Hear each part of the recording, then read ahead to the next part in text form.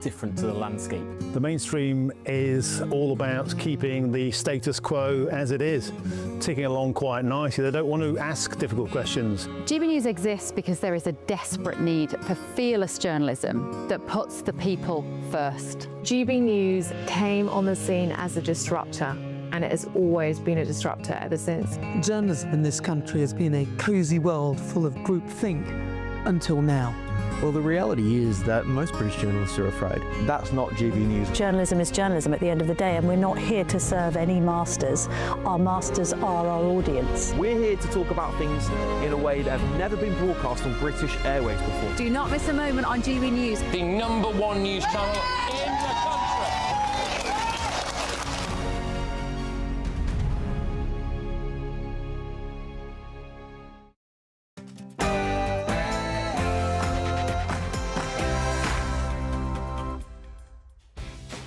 Hello, good morning, hope you're well and you've had a good weekend. Live from Washington DC, this is GB News with the stories shaping Britain and America. And tonight, Sir Keir Starmer and President Trump have held a phone call after a crucial Cobra meeting planned for tomorrow.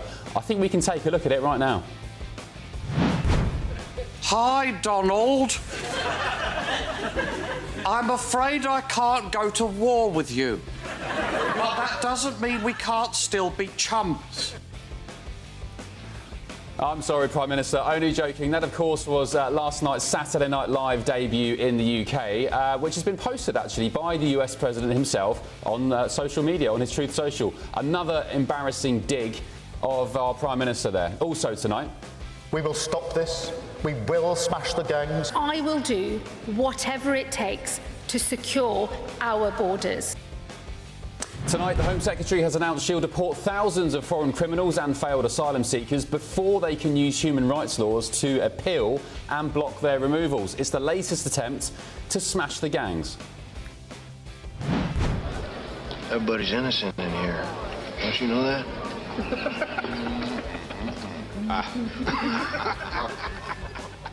Famous movie Shawshank Redemption, and what a movie it was. And the Green Party certainly agree with that, because they are now, according to Zach Polanski, proposing to allow prisoners to vote in elections. Do you agree with that? We'll debate that in just a tick. I'm Ben Leo, and this is The Late Show Live.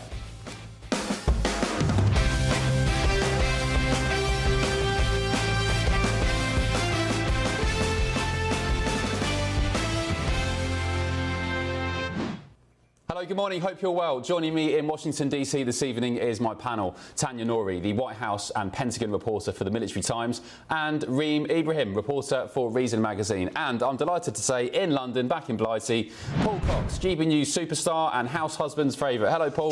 Thank you for your company. Right, let's move on to our main news this evening, shall we? Former military chiefs say Britain is defenceless against a potential Iranian missile attack. This week, of course, Israel warns that Tehran had developed intercontinental ballistic missiles capable of hitting London and the south of England. That followed an attempted strike on the joint British-US military base on the Chagos Islands, Diego Garcia, some 2,400 miles away from Iran, or 4,000 kilometres.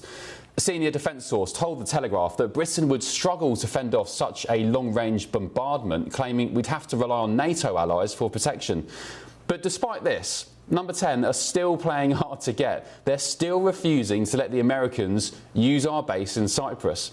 And they've called Israel's claims about Iran's capabilities exaggerated. And breaking tonight, in the last few hours, Trump and Starmer have spoken. They've had a phone call. A Downing Street spokesperson has said this evening the Prime Minister spoke to the President of the United States, President Trump, this evening. The leaders discussed the current situation in the Middle East and, in particular, the need to reopen the Strait of Hormuz to resume global shipping. They agreed that reopening the strait was essential to ensure stability in the global energy market, and they agreed to speak again soon. It comes ahead of a Crunch Cobra meeting later today on Monday to discuss the economic impact of the crisis in Iran on you back home in Britain.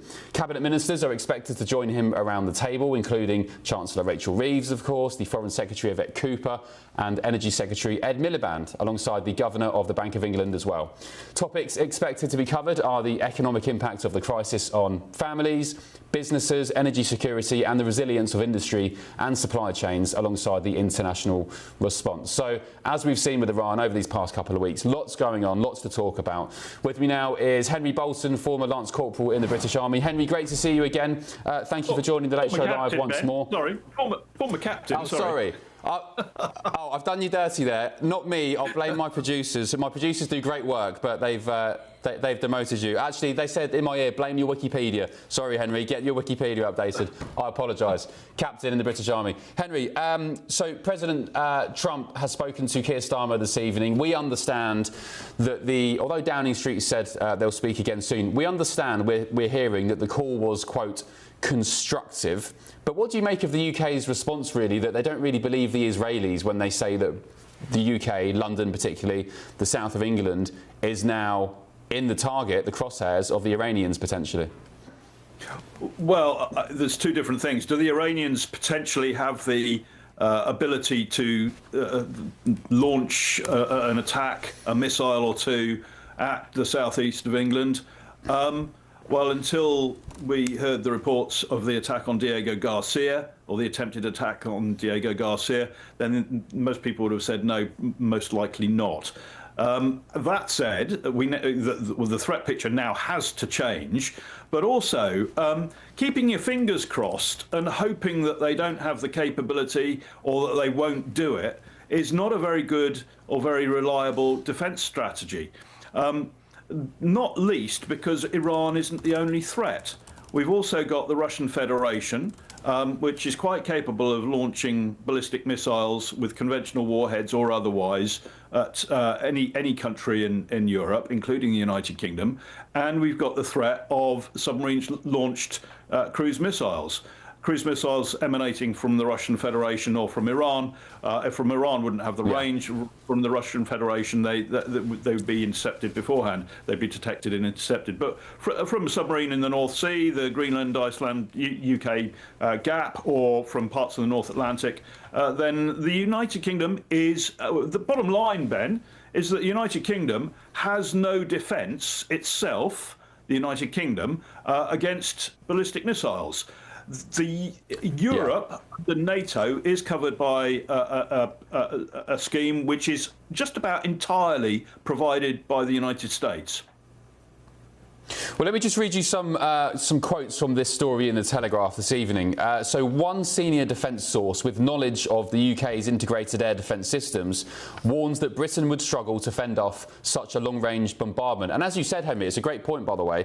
It's not just about Iran. Let's not focus on Iran here. It's anybody. If anybody wants to lob some missiles our way across the continent, we are defenceless. So this source told the Telegraph it's woeful. Combating ballistic missiles are long-learned skill sets, and the UK's set of those skills is sadly very, very low. And elsewhere, Sean Bell, separately, a former Air Vice Marshal, said Britain had bloodhound missiles to stop such attacks during the Cold War, but our defences had waned since then because of a lack of investment. He said the worry here is that if Iran was to launch a ballistic missile that was heading our way, unlike Israel, unlike America, unlike Diego Garcia, we have no defences against that in this country. I mean, it's chilling, Henry. It's chilling. And at the same time, our government... Yeah, I've warned for a very long time that our air defence is absolutely woeful, more than scandalously so. We are effectively undefended. However, you know, there are going to be, and as you just said, there are sort of analogies made to the Cold War situation.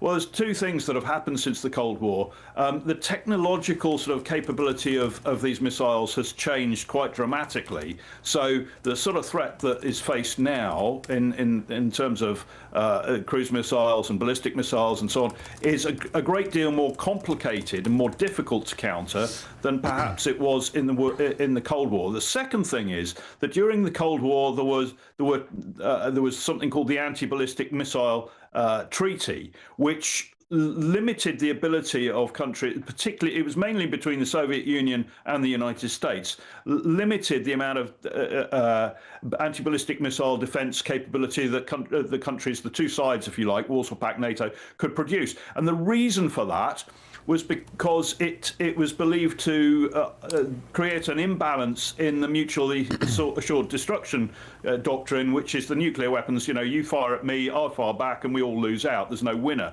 But if one one side can protect itself against such a thing, then of course that side has the advantage.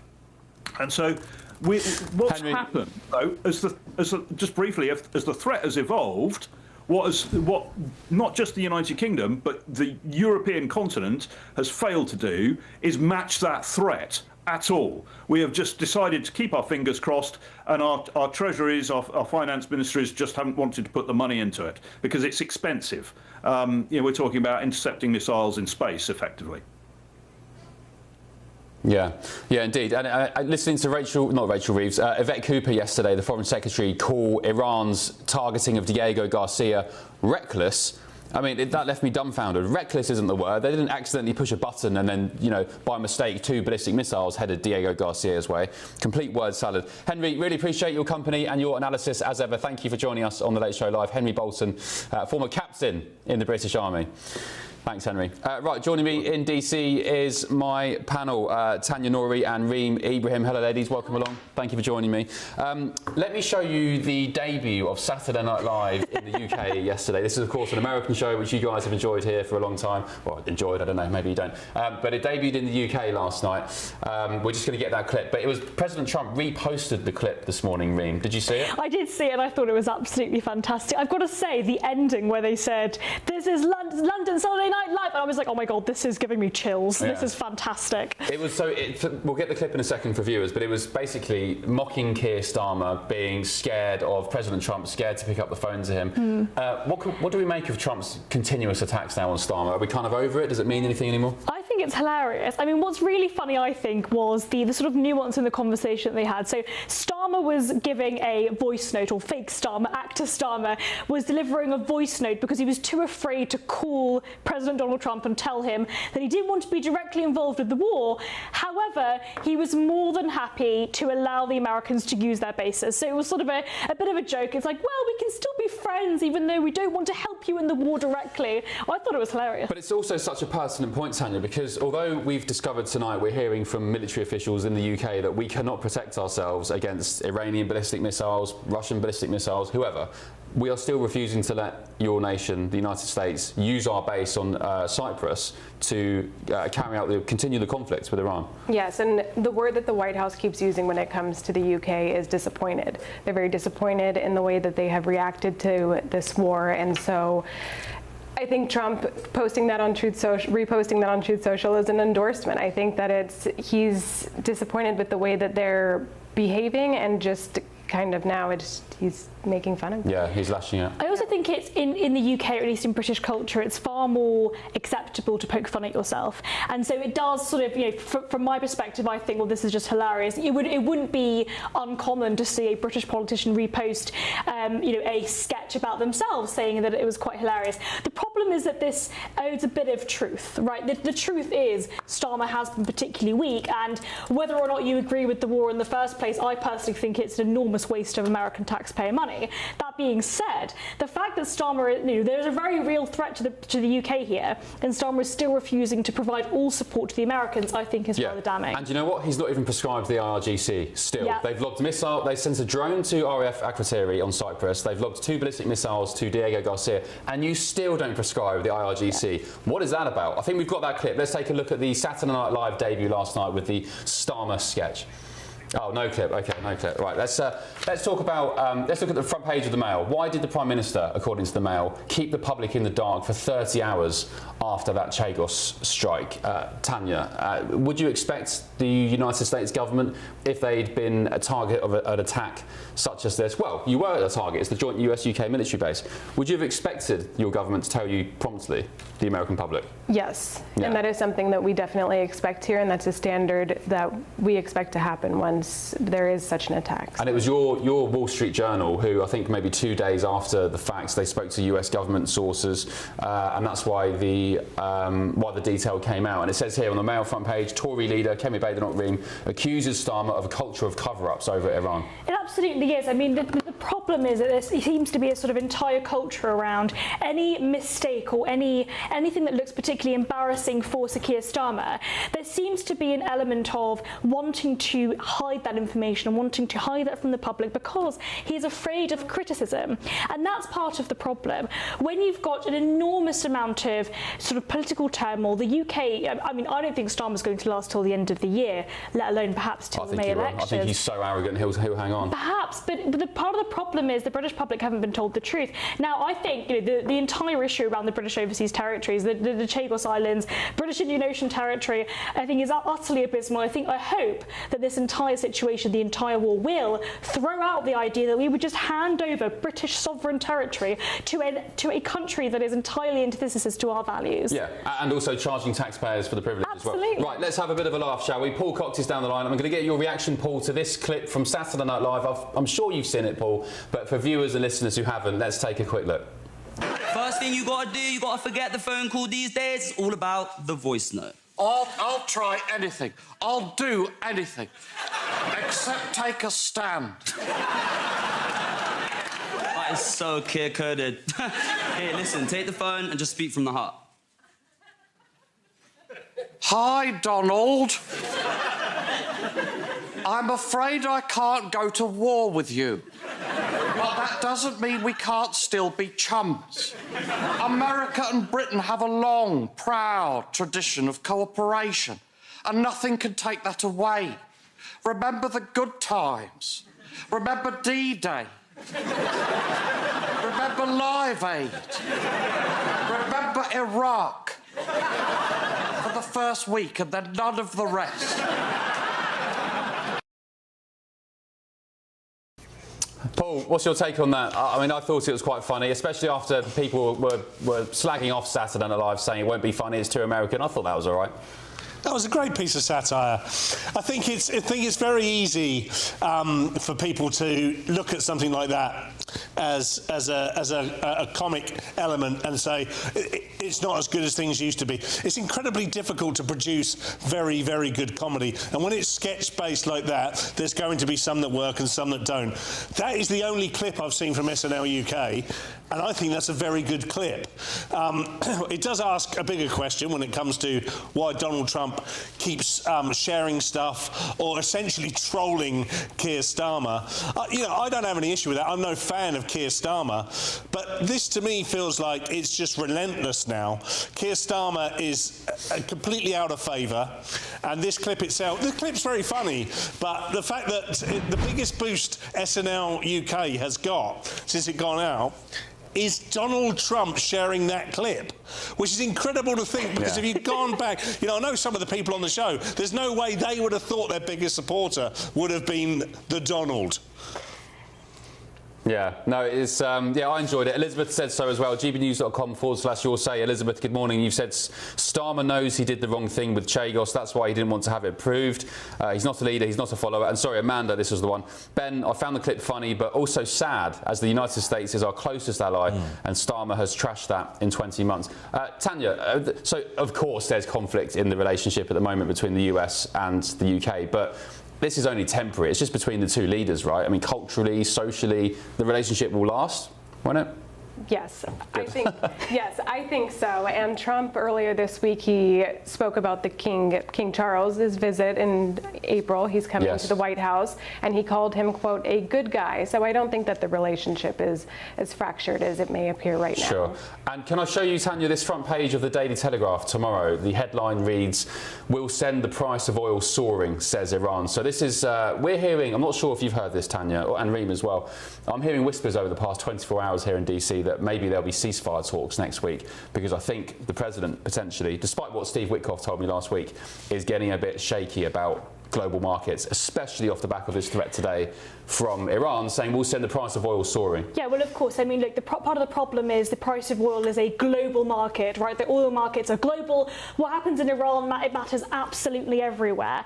And fundamentally, oil matters. Oil matters to absolutely everybody that drives a car, that runs a business, that consumes anything. I mean, it really does matter to everybody. And I've got to say, it does tell, net zero was an absolute waste of time. Net zero in the United Kingdom has restricted the supply of energy and meant that we are far less likely to be able to deal with these supply side shocks in this conflict. But climate change, Reem, the world's world's getting warmer. Is it global warming these days? I don't know. But I said last night, Reem, actually, people did vote for that. People voted for net zero. They voted in the Tories. It was in their manifesto. They voted for Labour. So I don't think they understood what it meant. Net zero means that we are going to achieve an arbitrary target at some point in the future when no business, no energy company is ready for it. What we should do is allow ourselves to actually drill like the Americans have, which, by the way, means that American consumers are not going to be hurt as much as British consumers will be by this war. Indeed. Tanya, what do you make of this threat from Iran about oil? And do you think President Trump would be closer to, or be more persuaded to end this conflict sooner than he would have wanted, bearing in mind what's happening with the volatile markets? I don't think so, because last week he insisted that it's not as bad as he initially thought it would be. So as of now, he's kind of playing it off like this was expected, and it's actually not as bad as he anticipated. So that doesn't appear like it's going to be an issue. No. Yeah. And what about protecting the Strait of Hormuz? Do we know what the latest is on that? Is it just you guys, the United States, at the moment carrying that out?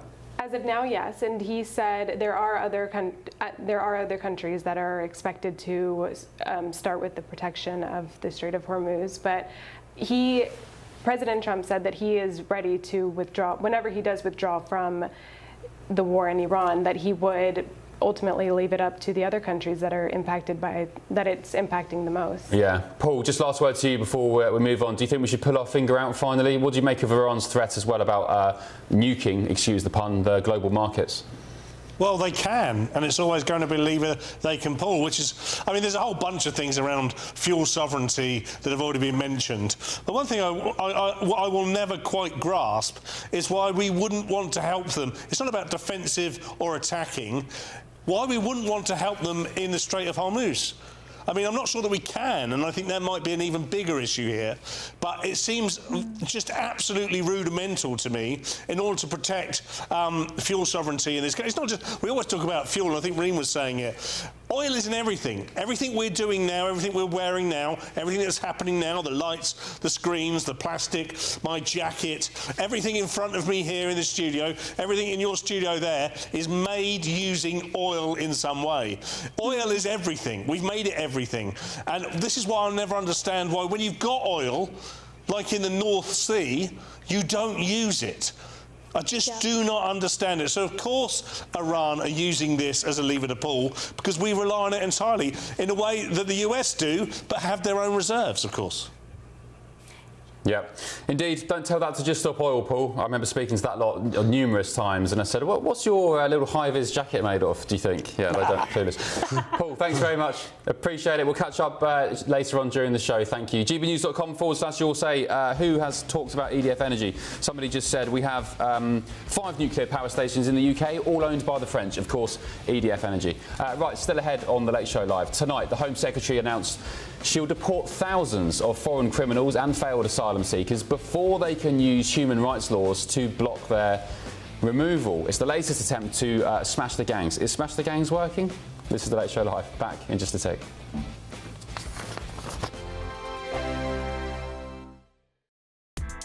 Join me, Nana Akwe, for an informative, interactive news programme with a difference.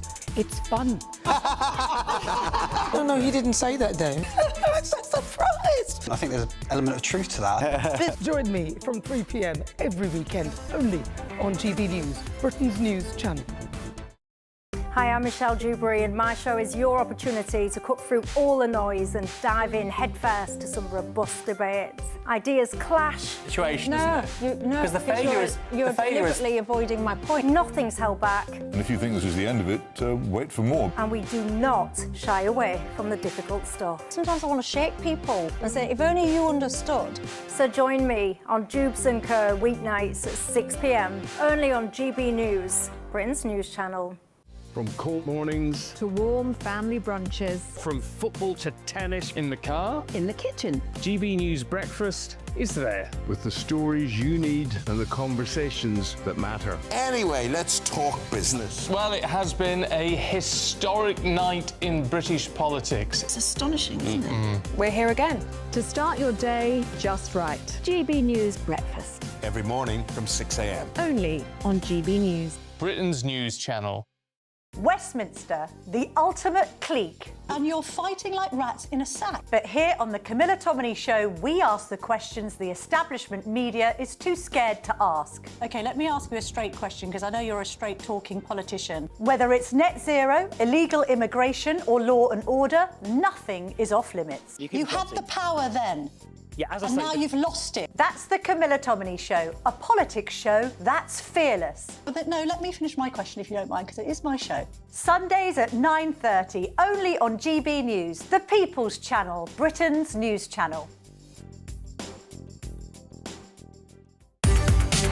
From the school run to the home run, watch a new show for all of Britain. So he can say whatever he wants. A straight talking show where all voices are heard. And, you know, when are we going to stop talking about smashing the gangs and actually do it? With the stories that matter from every part of our country. There's a bit of a crash landing there for your Chancellor. Bold, fearless and standing up for you. That's me, Martin Dormy, 3 p.m. till 6 p.m, weekdays, here only on GB News. The People's Channel, Britain's news channel. Westminster's full of talk, but out here, it's the real world. Am I allowed to talk No, now? that's it. This is where it matters, real people and real lives. That's what politics is all about. In fact, has Trump made a good start? No. Straight answers, no spin, and just a couple of pints. How many fingers have I ever got up? About 10. So join me for Lee Anderson's Real World every Friday at 7 p.m, only on GB News. The People's Channel, Britain's news channel.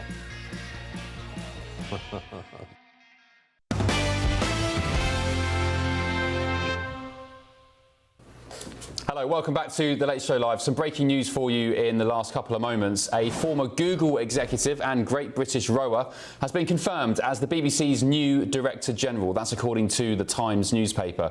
The BBC board approved Matt Britton's appointment at a meeting on Thursday, according to sources involved in the process. He's expected to be announced as the corporation's 18th Director General this week after final due diligence checks have been completed. So just to reiterate, Matt Britton, who is a former Google executive, former rower for Great Britain, he's been announced as the BBC's new Director General, replacing, of course, the outgoing Tim Davie. Reem, your take on this? A new dawn for the BBC after a turbulent couple of years.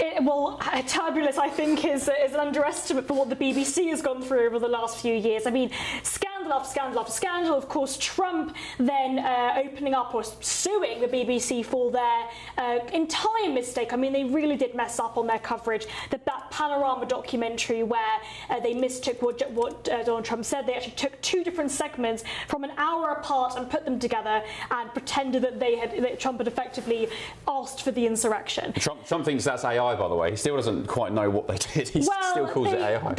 They cut two pieces of the speech that were an hour apart together. Look, this guy is interesting. I mean, I really liked Tim Davie. I thought he was overall, despite all of the problems that the BBC faced, he was sort of a broad conservative. He opposed a lot of what you might call the woke mind virus nonsense that was coming up on the BBC. And I do think he was overall a force for good. Now, this guy, who's an ex-Silicon Valley, he was an executive, and he is extremely interesting. He comes from a sort of big tech background. And I do think that aspect of it is interesting because we now have somebody entering the BBC who understands money, understands business, understands the private sector, and I hope understands what successful people want to actually watch. Because as we know, television is not as popular as it used to be. GB News is. GB News is incredible. Being our rivals month in, month out. GB News is on social media and is doing very well on social media. Yes. And it's really important that the BBC do the same. And I hope that this guy will perhaps add some new, fresh faces to the BBC. I just wonder now, with this appointment, what will happen with the defamation trial. So the $10 billion trial, as Reem mentioned, Trump is suing the BBC for splicing that clip together and making him say something that he didn't. Do you think... I'll ask you, you'll be more privy to this. Tanya, I'll come to you in a sec because you'll be more privy as a Brit. Do you think the BBC would be inclined to settle now?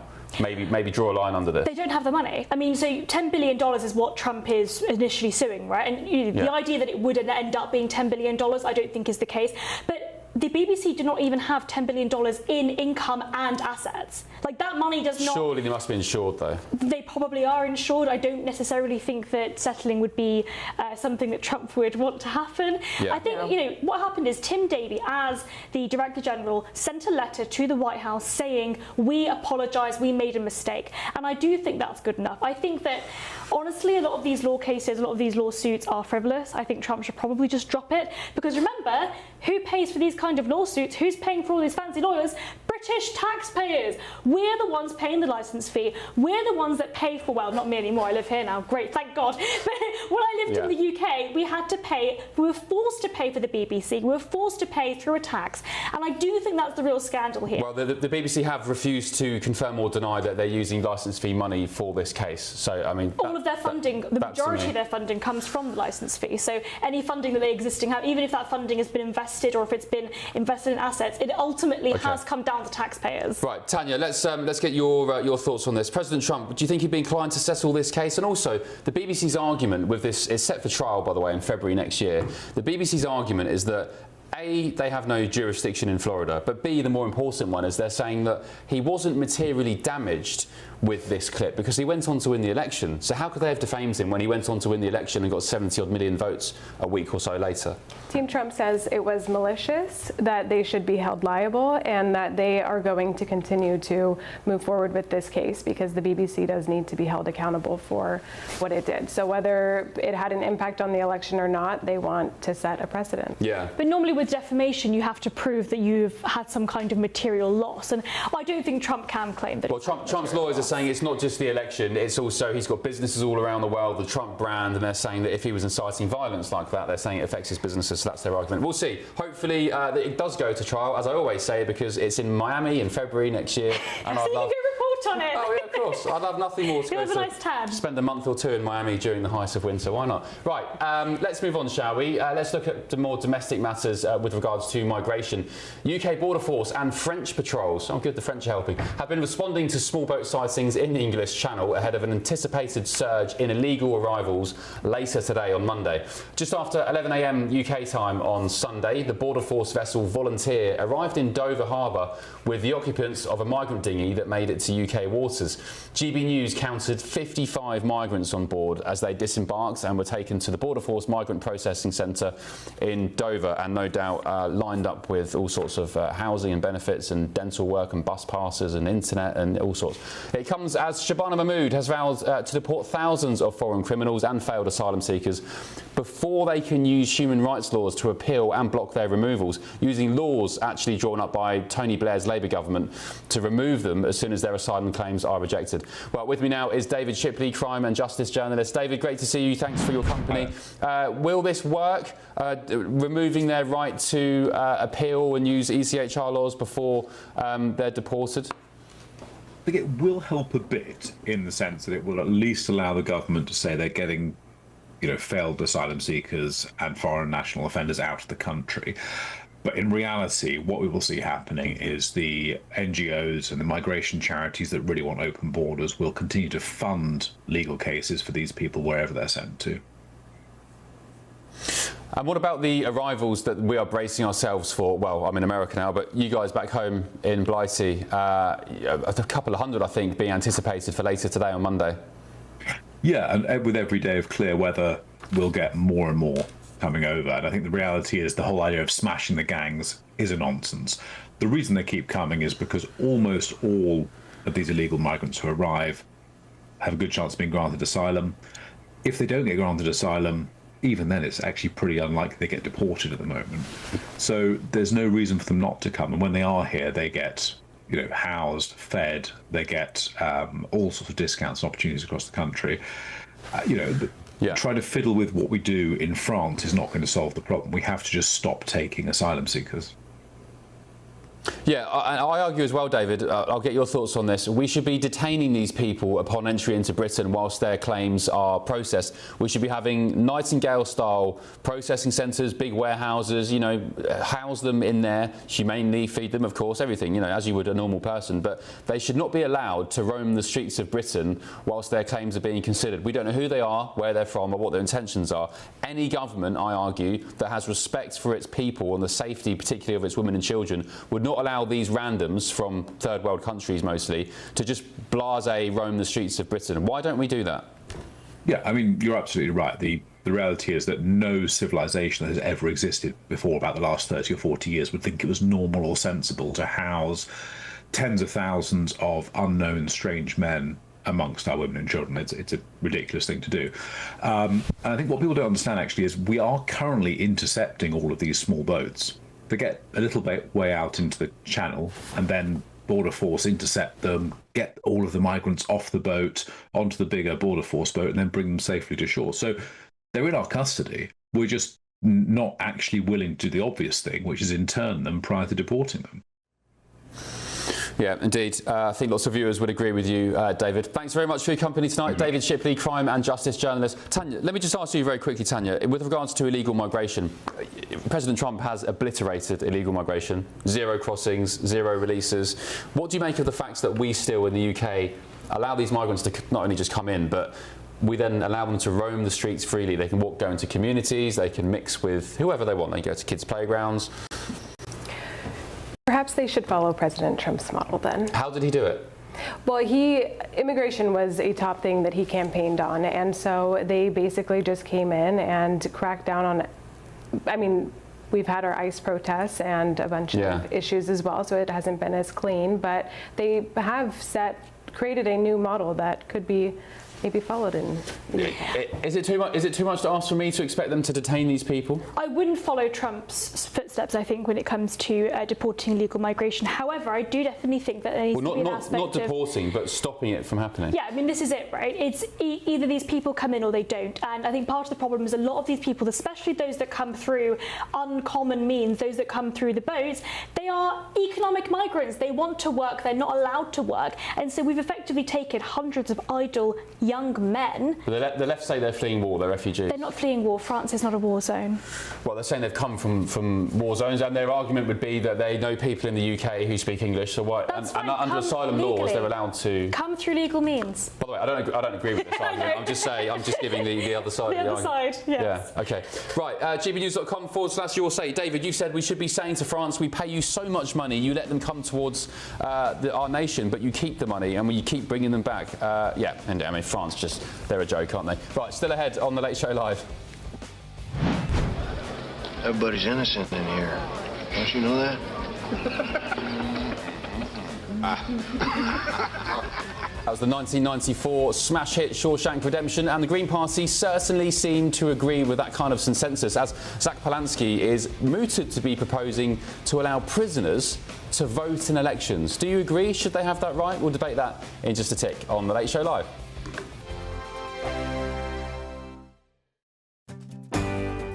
I'm Michael Portillo. This is GB News, the People's Channel, Britain's news channel.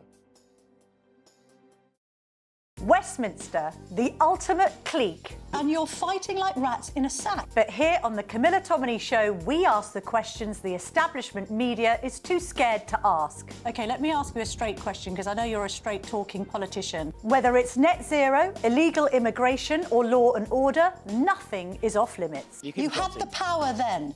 Yeah, as I and now you've lost it. That's the Camilla Tominey Show, a politics show that's fearless. But no, let me finish my question if you don't mind, because it is my show. Sundays at 9:30, only on GB News, the People's Channel, Britain's news channel.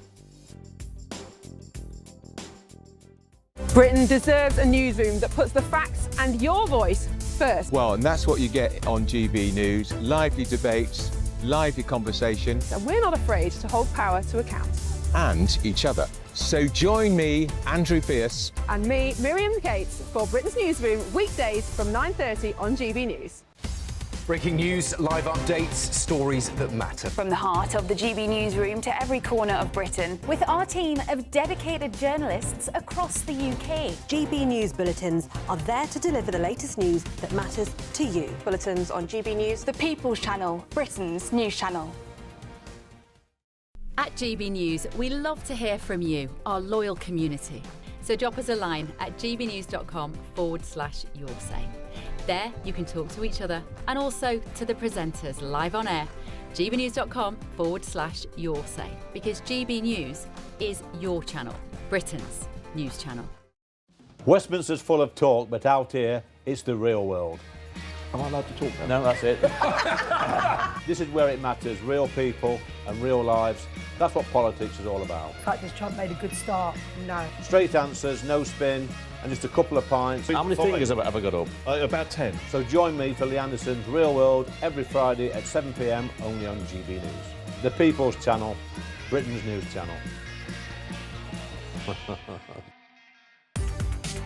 From the school run to the home run, watch a new show for all of Britain. He can say whatever he wants. A straight-talking show where all voices are heard. And, you know, when are we going to stop talking about smashing the gangs and actually do it? With the stories that matter from every part of our country. There's a bit of a crash landing there for your Chancellor. Bold, fearless and standing up for you. That's me, Martin Daubney, 3 p.m. till 6 p.m. weekdays here only on GB News. The People's Channel, Britain's news channel. I'm Stephen Dixon, and thanks for joining us on GB News, Britain's news channel.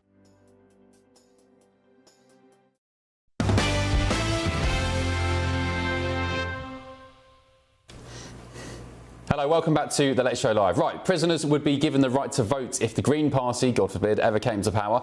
They want criminals serving up to 4-year sentences to be able to vote in both local and national elections. The move is part of Zach Polanski's wider plot for restorative justice, which is encouraging offenders to make amends to their victims to prevent future harm to the offender. Basically saying, sorry about that, this is why I did it, I hope you can forgive me. Sometimes they meet face to face. Some suggest, though, it's part of a ploy to cook the books by reforming the voting system in their favour. David Cameron rejected a similar move when he was Prime Minister, saying the idea of letting prisoners vote made him feel physically sick. I thought he wanted to hug a hoodie. Well, with me now is Matthew Holbert, former Lib Dem councillor, and Paul Cox is down the line as well.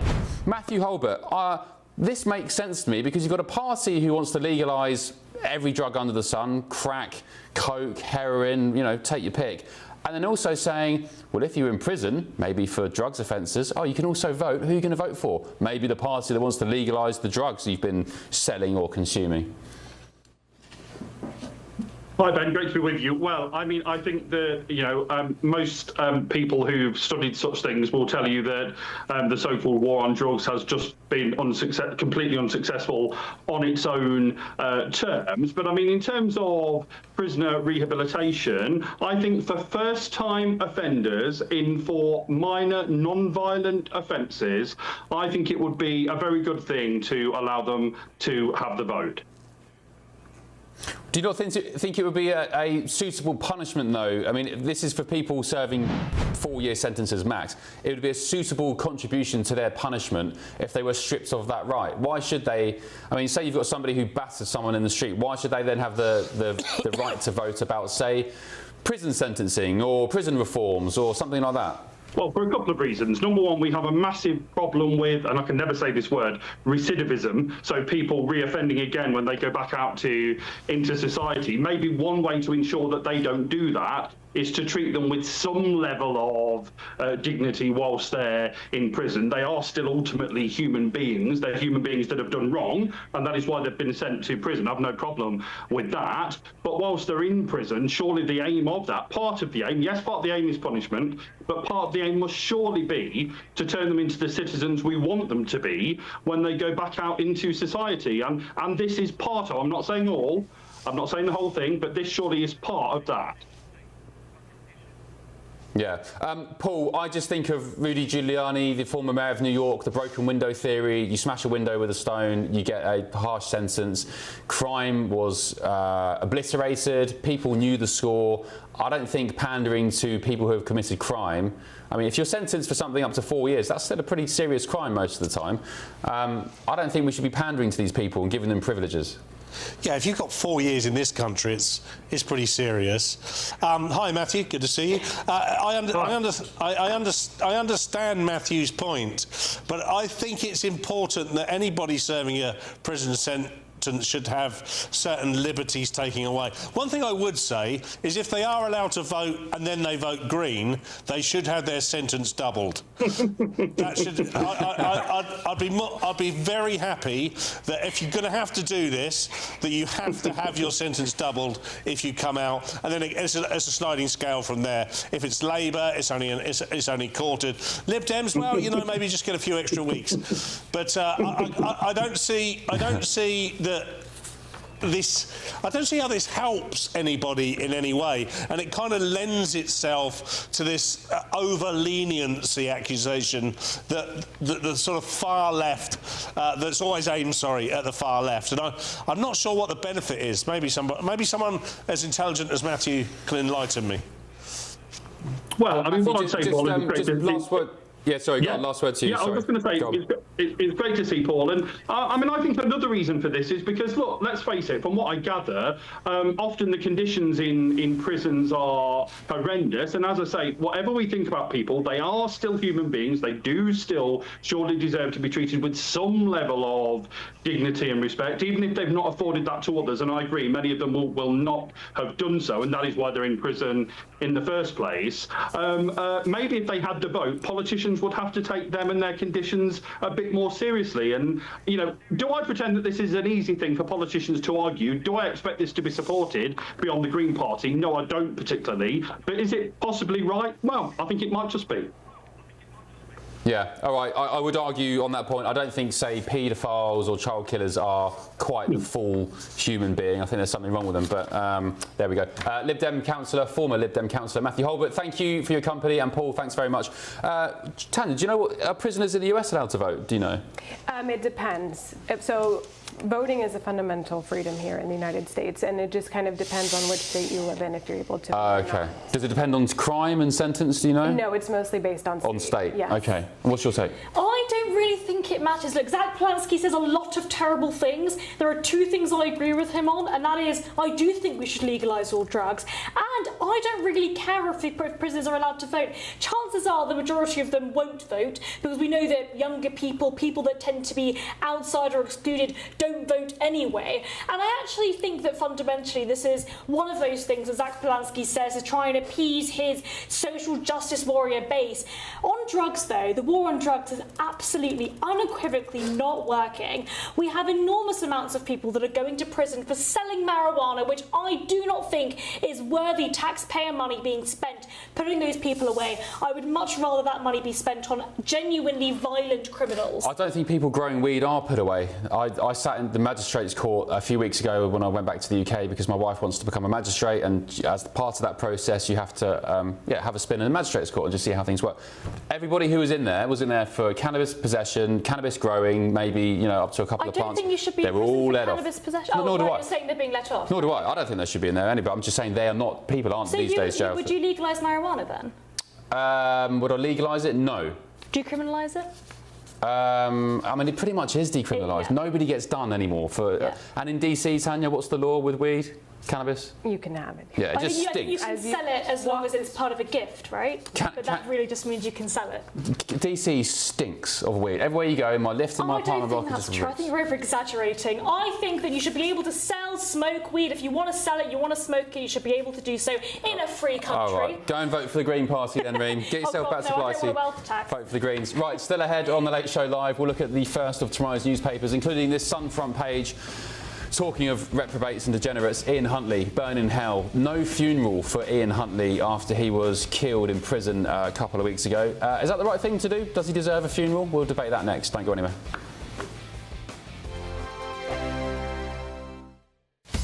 Breaking news, live updates, stories that matter. From the heart of the GB newsroom to every corner of Britain, with our team of dedicated journalists across the UK. GB News bulletins are there to deliver the latest news that matters to you. Bulletins on GB News, the People's Channel, Britain's news channel.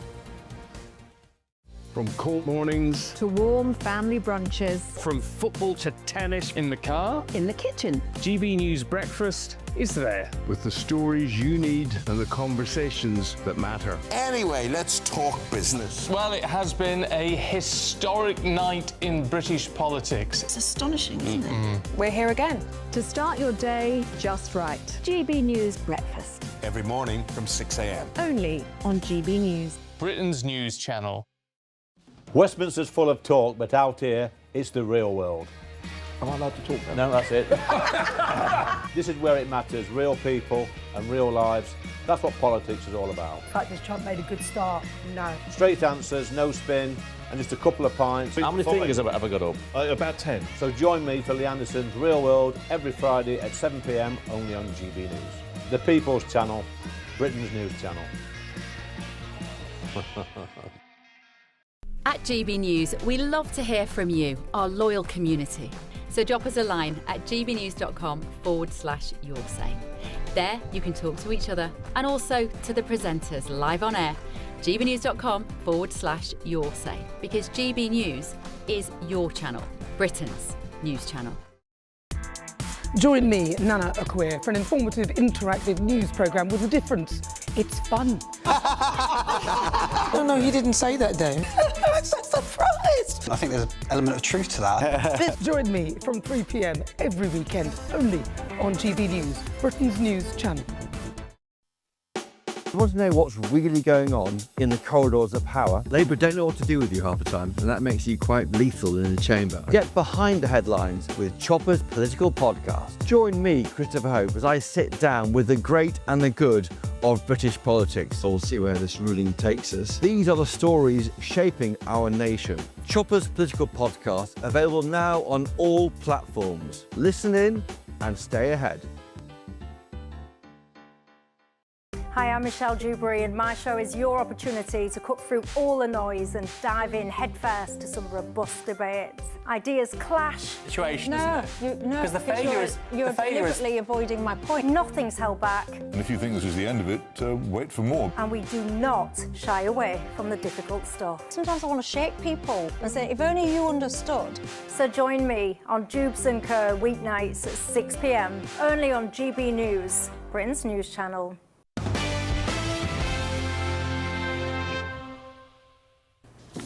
Hello, welcome back. Let's take a look at the front page of the Sun newspaper tomorrow. The headline reads, "Burn in Hell." This is a story about Ian Huntley, the Soham killer, not getting a funeral. So no funeral, no mourners or headstone after his death, which was, as far as I'm concerned, quite welcomed. And his ashes are set to be scattered. If we can get that front page back up, scattered at a location that's not known to the general public. Let's just remind ourselves about Ian Huntley, just briefly, because I think we need to remind ourselves of the kind of evil that does walk this earth. Monsters' ashes to be scattered in secret. This is Ian Huntley during a infamous Sky News interview at the height of the search for the poor girls, Holly Wells, Jessica Chapman, all those years ago, where he was being interviewed by the Sky journalist, and he was basically saying, I was the last person to see them. Isn't it tragic that we can't find them? Take a look. They were here at 6:15. Well, we have an eyewitness. Ian Huntley here is a familiar figure. Evening, Ian. You're the school caretaker. The girls, Jessica and Holly, would know you, and they saw you on the front doorstep. What went on? Well, I don't know the girls. I stood on the front doorstep grooming my dog down. She'd run away and come back a bit of a mess. They just came across and asked how Miss Carr was, as she used to teach them at St Andrews. I just said she weren't very good, as she hadn't got the job. And they just said, please tell her that we're very sorry. And off they walked in the direction of the library over there. Oh, well, good riddance.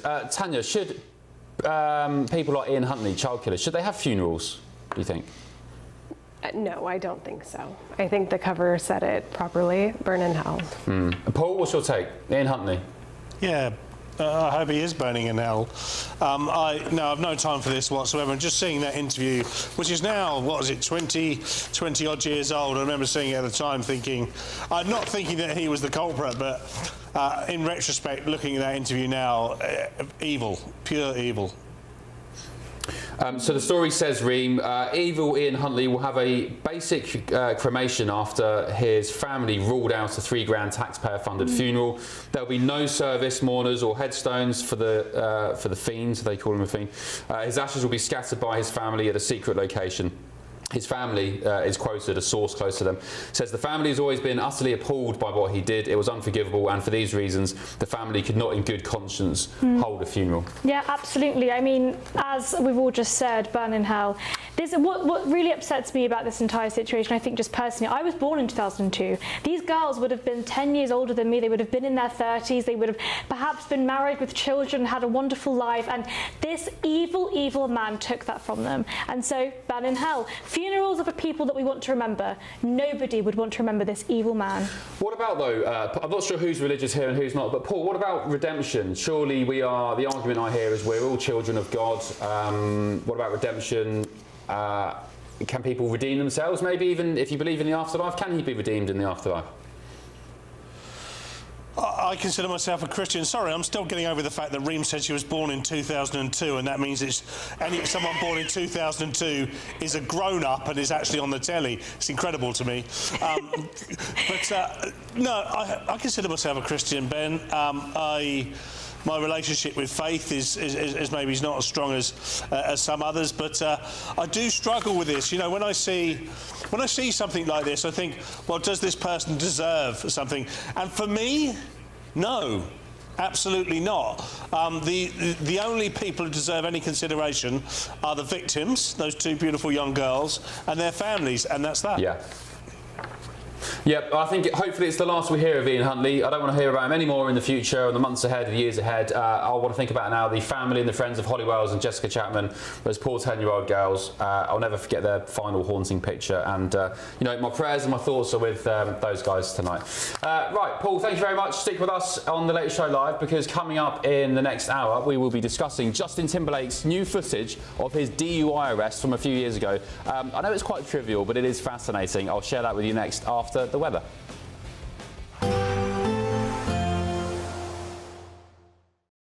Today, clouds overhead, total zen within. Boxed Solar sponsors the weather on GB News. Hello there, good morning. Welcome to your latest GB News weather forecast. A bit of a north-south split with the weather today. After a chilly start, we'll see cloud and rain pushing in across the north as we move through. Into the afternoon, outbreaks of heavy rain developing. But this morning, some fog and frost. First thing, a chilly start, increasing amounts of cloud across the north of the UK as we move through the day. Outbreaks of rain for Northern Ireland and Scotland. Into the afternoon, the rain turning heavy across northern Scotland. Some snow over the mountains here. Best of the sunshine holding on across parts of England and Wales, particularly the southeast, where temperatures will reach around 15 or 16 degrees, with light winds feeling fairly pleasant. Outbreaks of rain pushing eastwards across the north of the UK into the evening time. The rain heavy at times, particularly over the high ground, a little bit of mountain snow. The wind's picking up this evening as well. Gales around the coast, quite blustery and a cold feel. Cloudy skies across Northern Ireland, southern Scotland, northern England. Some drizzle in the wind, and then largely cloudy skies for Wales too. Some clear spells holding on to end the day across southeast England. Temperatures around 13 or 14 degrees.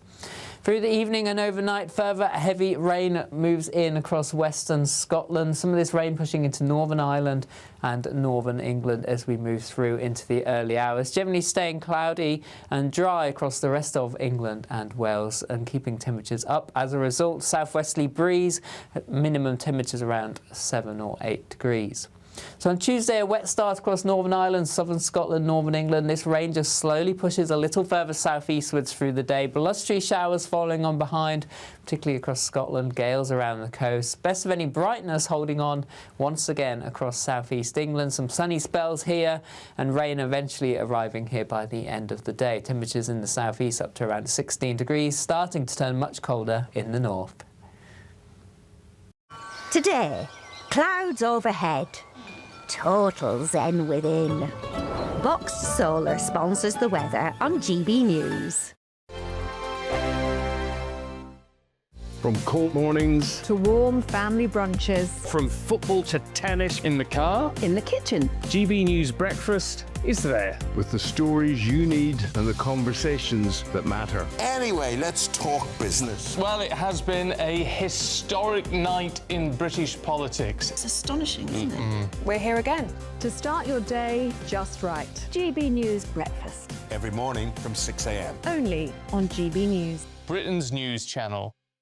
Hi, I'm Michelle Dewberry, and my show is your opportunity to cut through all the noise and dive in headfirst to some robust debates. Ideas clash. Situation, No, isn't it? Because the failure is... You're deliberately avoiding my point. Nothing's held back. And if you think this is the end of it, wait for more. And we do not shy away from the difficult stuff. Sometimes I want to shake people and say, if only you understood. So join me on Jubes & Co. weeknights at 6 p.m, only on GB News, Britain's news channel. Join me, Nana Akweer, for an informative, interactive news programme with a difference. It's fun. No, he didn't say that, Dave. I'm so surprised. I think there's an element of truth to that. Join me from 3 p.m. every weekend, only on GB News, Britain's news channel. At GB News, we love to hear from you, our loyal community. So drop us a line at gbnews.com/yoursay. There you can talk to each other and also to the presenters live on air.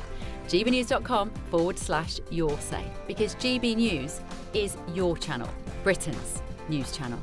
Westminster, the ultimate clique. And you're fighting like rats in a sack. But here on the Camilla Tominey Show, we ask the questions the establishment media is too scared to ask. OK, let me ask you a straight question, because I know you're a straight-talking politician. Whether it's net zero, illegal immigration or law and order, nothing is off limits. You had the power then.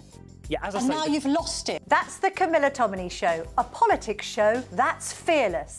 No, let me finish my question if you don't mind, because it is my show. Sundays at 9:30, only on GB News, the People's Channel, Britain's news channel.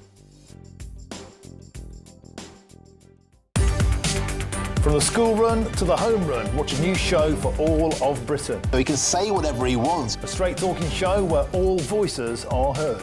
And, you know, when are we going to stop talking about smashing the gangs and actually do it? With the stories that matter from every part of our country. There's a bit of a crash landing there for your Chancellor. Bold, fearless and standing up for you. That's me, Martin Daubney, 3 p.m. till 6 p.m, weekdays, here only on GB News. The People's Channel, Britain's news channel. I'm Tom Harwood. This is GB News, Britain's news channel.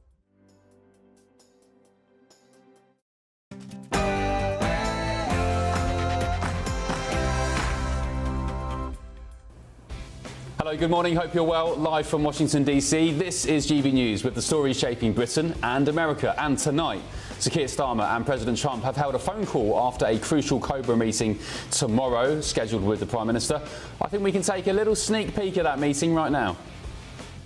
Hi, Donald. I'm afraid I can't go to war with you. But that doesn't mean we can't still be chums. Well, that was actually last night's debut of Saturday Night Live in the UK, which has been posted by the US President himself on Truth Social. Another embarrassing dig towards our Prime Minister. Also tonight...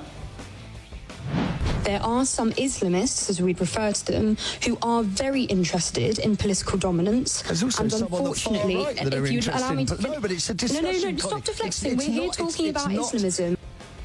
Wow, that extraordinary row between Matthew Wright on LBC and friend of GB News, Connie Shaw from the Free Speech Union. Well, it's gone absolutely viral. Connie joins me next to break it all down. Also tonight... So the reason for the stops because you're veering off to the left and then you're not stopping at the stop signs. Yeah, sorry.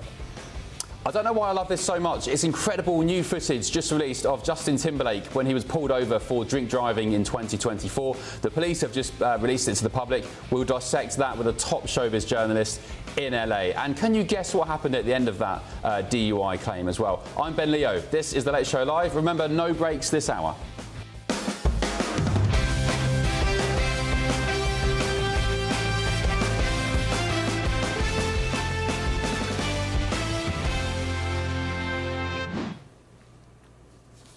Hello, good morning. Thanks for your company. Welcome to the Late Show Live. Joining me in Washington tonight is my panel of Tanya Nouri, the White House and Pentagon reporter for the Military Times, and Reem Ibrahim, who is a new resident of DC in the past couple of months, now working for Reason magazine. And back home in the UK, Housewives' favourite, Paul Cox, GB News contributor and comedian. There you go, Paul, you got an upgrade. Thanks for your company tonight.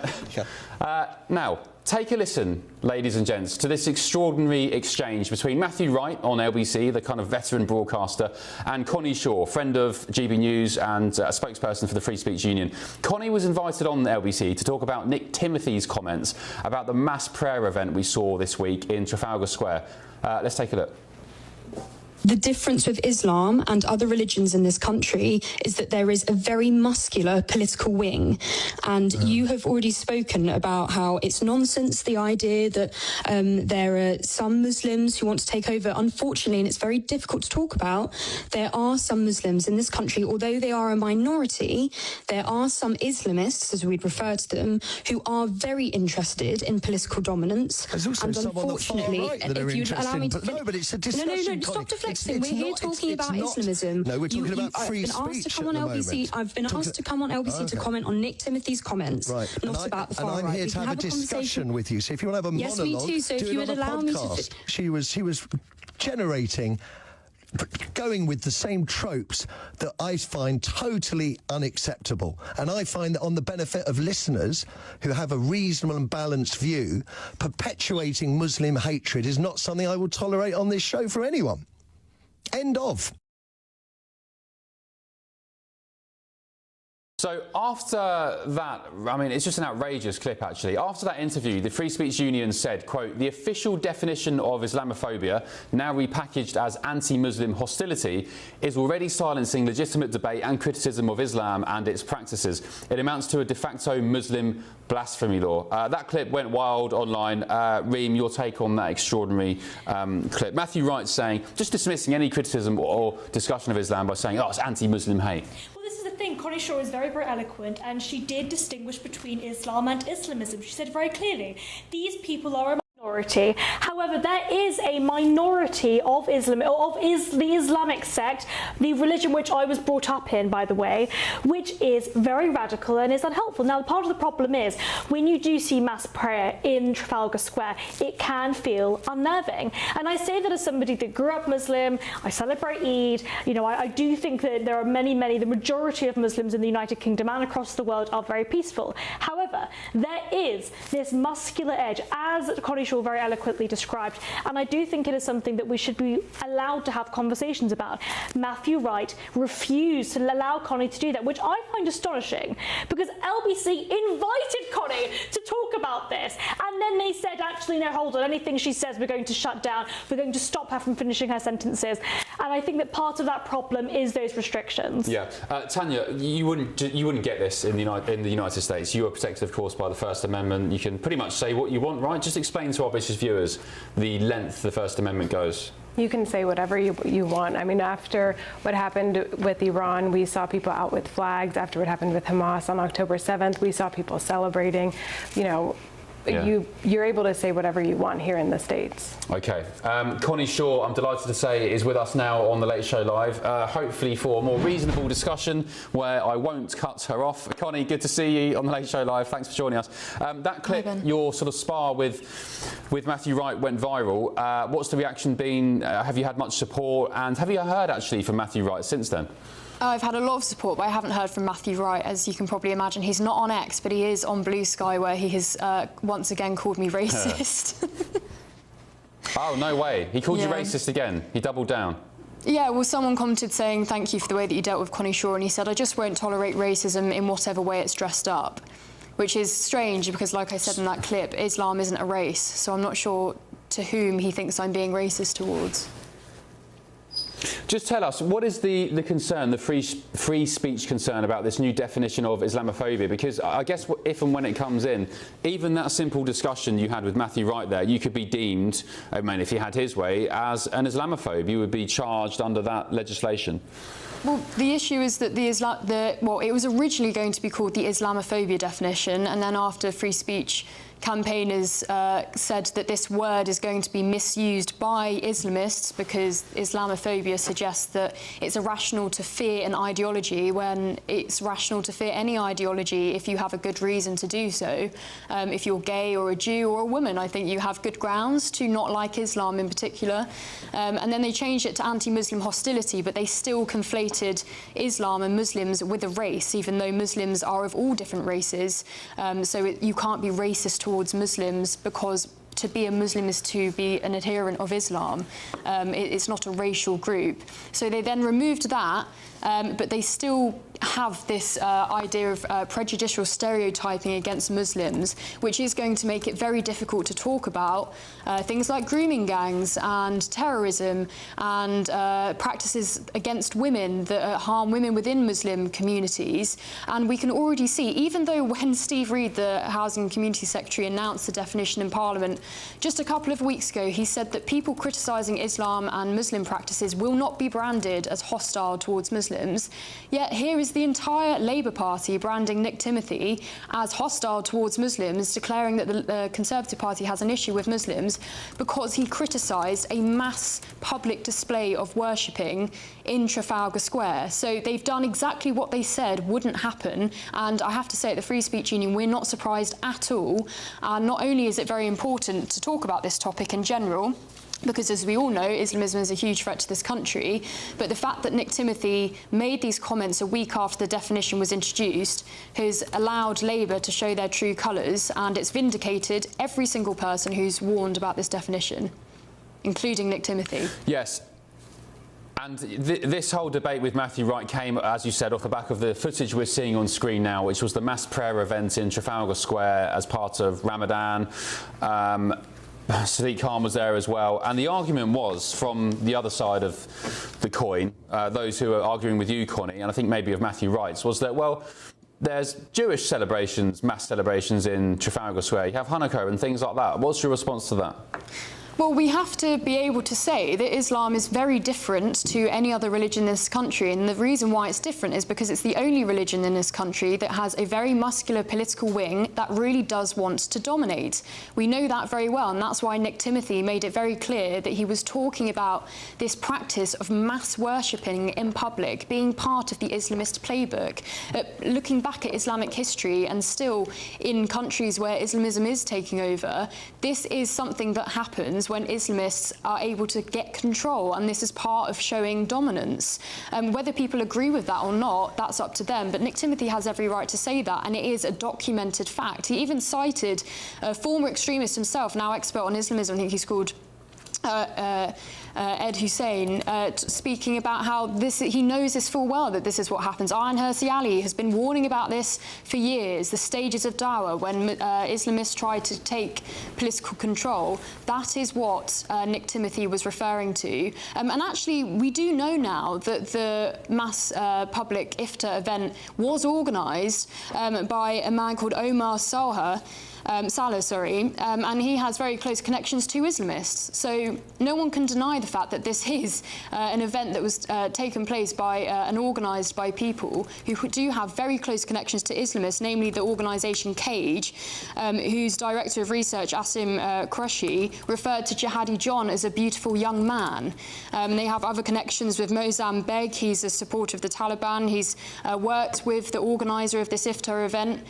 They are explicitly in support of Islamism ideology. Okay. So for anyone to say that this isn't an Islamist playbook event is simply just denying what they see before their eyes, and that's the issue we have in the West. We try to pretend that what we see isn't true because it's very difficult to talk about, and that's exactly what Matthew Wright did.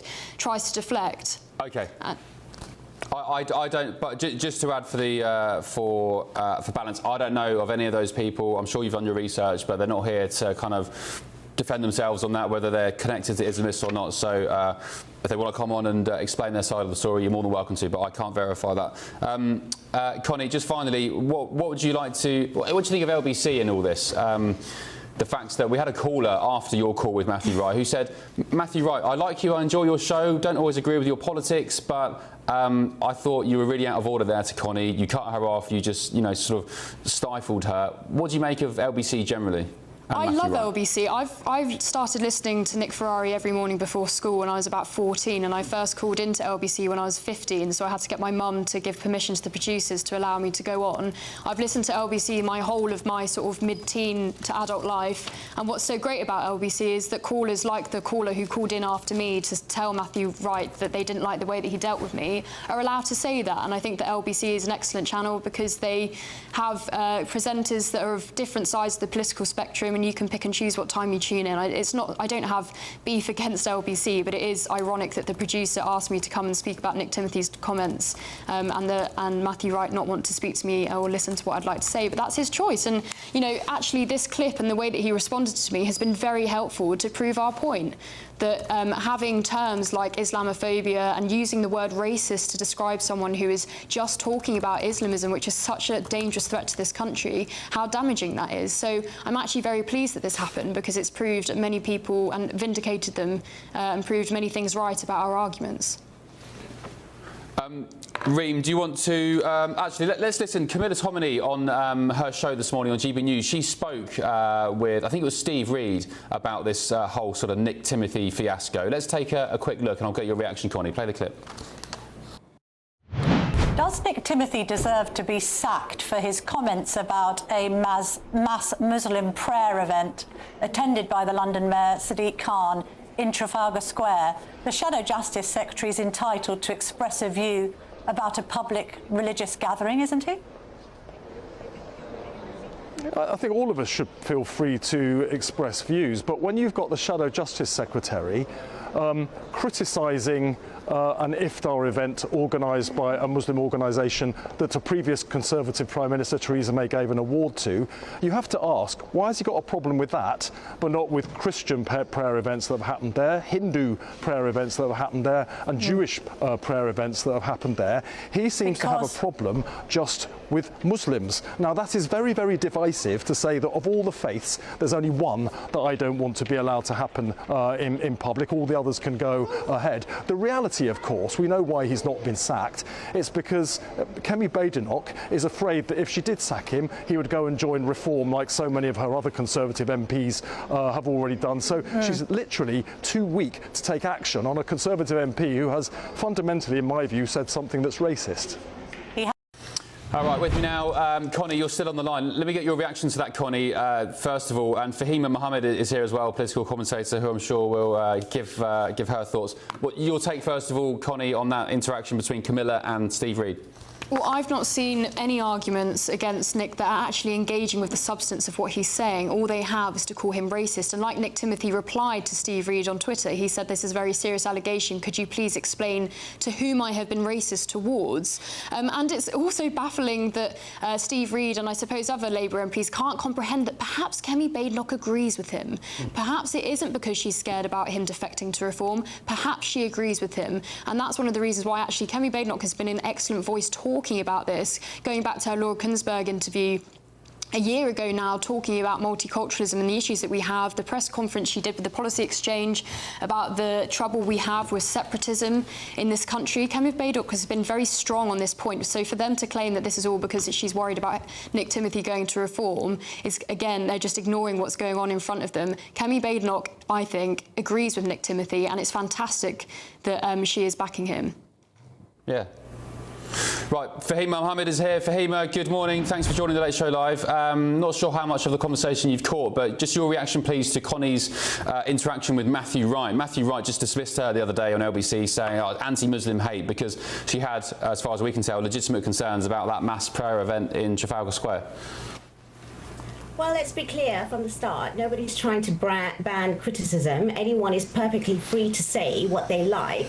But I'm equally free to say that calling a lawful, peaceful public display by Muslims an act of domination is inflammatory, selective, and completely unsupported by the facts. You know, this is the exact problem with this framing. It takes the existence of a fringe, extreme threat, which nobody sensibly denies, and then uses it as to cast suspicion suspicion over ordinary Muslims engaged in lawful public worship. Okay, you do not protect the public by blurring the lines between extremists and millions of Muslims who have nothing to do with them. You want to talk about history, then maybe we should also talk about the history of, England having, dominated the entire, colonized the entire world for decades. Okay, you want to talk about association? What about association with reform and Russian leaks? So come on, at the end of the day, this is absolutely ridiculous. This is not about a Muslim takeover, and this, this week has only exposed Muslim domination. Not really. It's actually exposed how quickly some politicians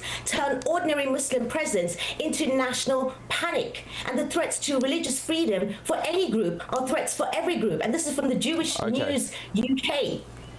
And there was actually an attack in the mosque in Manchester this Saturday, vandalised, with more than 5,000 cash of donations stolen, 30,000 of damage to the property, including a school inside the mosque. This is the impact of your inflammatory kind of, excuse of a pathetic way of speaking when you're trying to blame everyone under a banner which is legal. And even the Church of England's lead bishop of interfaith engagement said that this was not an act of cultural imposition or division, but a moment of hospitality. Wow. So this issue here is not free speech. It's an issue as to why Muslim visibility in public is being treated as uniquely threatening.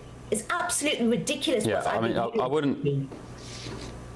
Okay, I can see you're irked by the topic of conversation, but I wouldn't take what the Church of England says about faith. I mean, they are failing on all fronts defending the Christian faith. But in terms of one point you made there, Connie, hang on, Fahima, hang on, let me finish, please. You made a point there which was very interesting to me, and it was at the very start of your response there, which was, well, Britain colonised the world. So are you admitting there, maybe subconsciously, that this is in response to Britain colonising the world, or making that link was very interesting.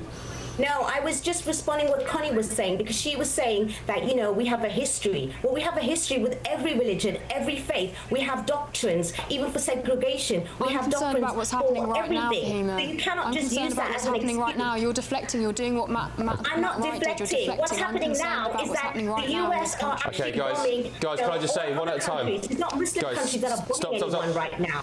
So there's no deflection. Stop. Okay, stop for a second. We need to speak one at a time, otherwise people on radio and probably TV can't hear. Connie, I'll let you respond, and then we'll go back to Fahima. Well, I'm concerned about what's happening right now in this country instead of deflecting on what's happening in the past. I'm concerned about what's happening right now, and as far as I'm aware, the only arguments that have been put forward by Fahima right now is calling Nick Timothy inflammatory rather than arguing against his view that there is a political wing of Islam that does want to politically dominate the UK. I mean, would you deny that? Absolutely not. I don't believe that anyone wants to dominate anyone. And if there are extreme fringe groups that do it, like I said before at the very beginning, no one denies that that is actually a problem. But then why put that on everyone else, that we are actually there in a lawful, sort of setting, which has been given permission to do so, and it's inviting the entire public. When you talk about suspicion in mosques, this is open, and there's still a problem. It's like we can't breathe next because it's not enough for you guys to actually, see us in the presence in accordance with law. It's like you're just draining everything. And like I said, the impact of visible women like myself that are abused, that are attacked, mosques that are vandalized, even the Jewish are even scared that they are next with the kind of framing that's been there. If you have, any kind of extremism, whether it's the far right, whether it's Muslims or anything, fair enough, bring that up. Why bring it up in an occasion like this when it has absolutely nothing to do with domination?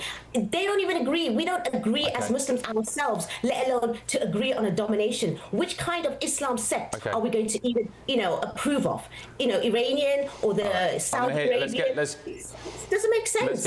Let's get Connie's thoughts, and then after Connie, I'd like to hear from Reem, who grew up as a Muslim as well. Connie? The reason why Nick Timothy is bringing this up is because Islamism is the biggest threat to this country we face domestically. 75% of all MI5 cases are Islamists. We have 39,000 of them on the watch list. 95% of terrorist deaths caused by terrorism has been because of Islamism in the last 20 years. I'm sure that it's understandable to most people watching why the British people may feel concerned when we see mass displays of Islamic worship up and down the country, with the Adhan being called out, which is a a declaration of dominance. It's not like other. We have to accept that Islam is different to other religions. It's the only one in this country where there are active organisations, things like the Muslim Vote and the Muslim Impact Forum, telling Muslims which way to vote. Kate Holland, who was threatened with beheading, she was a candidate in the general election. The intimidation that Jess Phillips faced, the intimidation that Shabana Mahmood herself faced, a Muslim woman herself faced, because she was running for the Labour Party, and of course some Muslims aren't happy with the Labour Party's stance on Gaza. It's become a sectarian issue. You cannot deny that there is such a huge issue with Islamism. That is why Nick Timothy is talking about this and not talking about other religions. Okay, Connie, Reem, you grew up as a Muslim, you just mentioned it, I guess you're not a Muslim now. What's your take on this whole debate? I think that the truth actually lies somewhere in between these two positions. I firstly absolutely think that you ought to be free to say terrible things, and if you want to be a racist, I also think you ought to be free to say racist things. Free speech includes speech that we do not agree with. Was Connie racist though? No, she wasn't racist. What she did say though is the sort of outlining about what it actually was between Islamism and Islam as a whole, Islam as a sect. Now, where I do disagree with Connie is I don't think it's particularly helpful to include peaceful Muslims that are just out there to pray. Look, I don't like it. You know, if I was still practicing, I wouldn't be praying in public because, well, first of all, the floor around Trafalgar Square is not very clean, but also it just isn't very nice for the other people around you. However, celebration and prayer that does feel culturally normal and does feel integrated with British culture, I think is perfectly fine.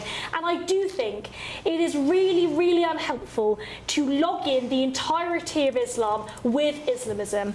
Islamism is a very, very separate and very dangerous thing that we all ought to be afraid of, and we all should absolutely be criticising it and be very aware of the fact there are people in the United Kingdom that want to impose Sharia law on the rest of the country. That is something we ought to be afraid of.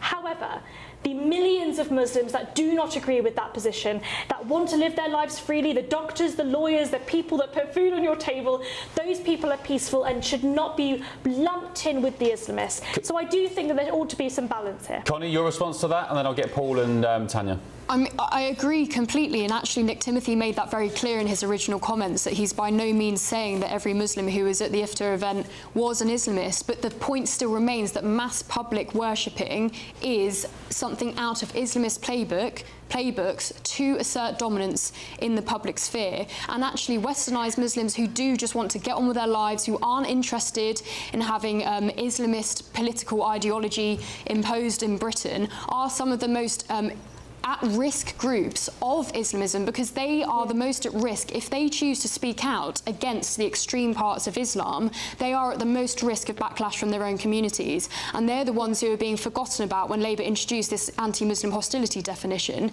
because for a Muslim to call out other parts of their extreme communities, they're at far more risk than I am as a non-Muslim for calling that out. We know that the way that ex-Muslims are treated, they're at most risk. Yeah. And so it's, of course, obviously, the majority of Muslims in this country are not interested in terrorism or anything about dominating politically, but the Islamists, even though they're a minority, they are dominating the discourse, because it's extremely hard for westernised Muslims to speak out against them because of the threat that Islamists pose to them.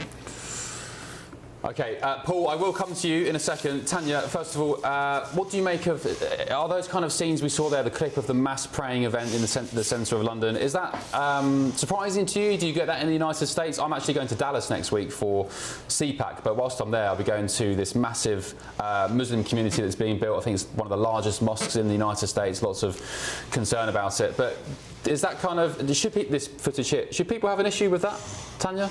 It's not something that we see often here in the United States. But as I said, we have freedom of speech here, and you're able to say whatever you want, you're able to protest, you're able to, if you wanted to do this here in the States, I don't think that anyone would have any sort of issue. Yeah. Free speech includes the freedom to worship, and I do think that that's a fundamental point here. Even if you disagree with it, even if you don't like Islam, I personally left, you can have those opinions. However, free speech must also include the freedom to worship, whether you're a Jew or Hindu, or if you are Muslim or Christian, whatever you believe, you ought to have that freedom. Paul Cox, sorry to keep you there so patiently. I just wanted to have a nice organised debate, but what's your take on all this? Did you have an issue with this Trafalgar Square situation, and was Connie spewing anti-Muslim hate by saying that she had an issue with this? Connie's rapidly becoming the voice of her generation, and I'm very grateful to Connie for A, being with the Free Speech Union, and B, speaking the way that she does, because there's this illusion out there that people of Connie's age have just been entirely co-opted and are not free thinking in their own right. As for domination, what happened in Trafalgar Square wasn't in isolation, though, was it? Because on Eid in West Ham there was 1,000 people in a park. There was also 30,000 people in a green space in Birmingham. I would say that was an act of domination, and I can't think of any other word to describe it. If I gathered 40,000 of my mates together, all in one place, we'd all become incredibly uncomfortable with it. OK, Fahima, last word to you and last word to Connie. Fahima, you first.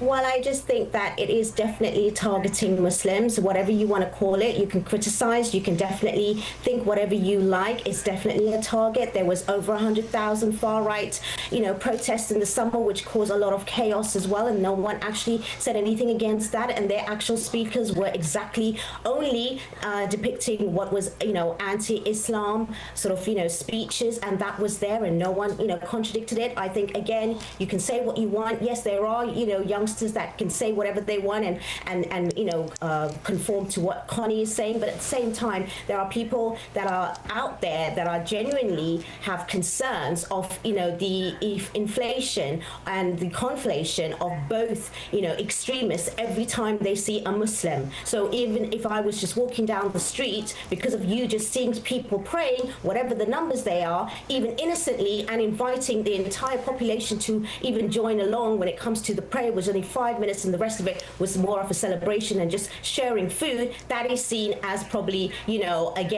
extremist domination. It's pretty pathetic, really, and it's actually not in line with what is really going outside of, reality. And I think that, extremism exists in every background, in every faith, but of course, if you're just going to spotlight one, that's all you're going to hear, that's all you're going to see, because everything that everyone have said right now, I can even choose the exact same thing for every other faith and every other community. But no, let's just put the spotlight on Muslims, and you can continue as you are, but at the end of the day, you want to make it a problem, it is going to be a problem. And the implication is, like I said, vandalization. We've got an increase in anti-Muslim hate. Most of the attacks are happening right now for the Jewish community as much as well as the Muslim community, and that doesn't seem to bother you. You just want to continue as you are. Speak as you want, no problem, but separate the both from ordinary Muslims to everyone else. And just because you see an ordinary person on there, you're like, oh, but they might come from this university, or they might see this because they might have some sort of extremist in them. If we did that for everyone else, that wouldn't be seen as even, sort of free speech. That would be anti-Semitic, that would be, inflammatory. But no, for us, we just get continuous hate, constantly. No matter what you want to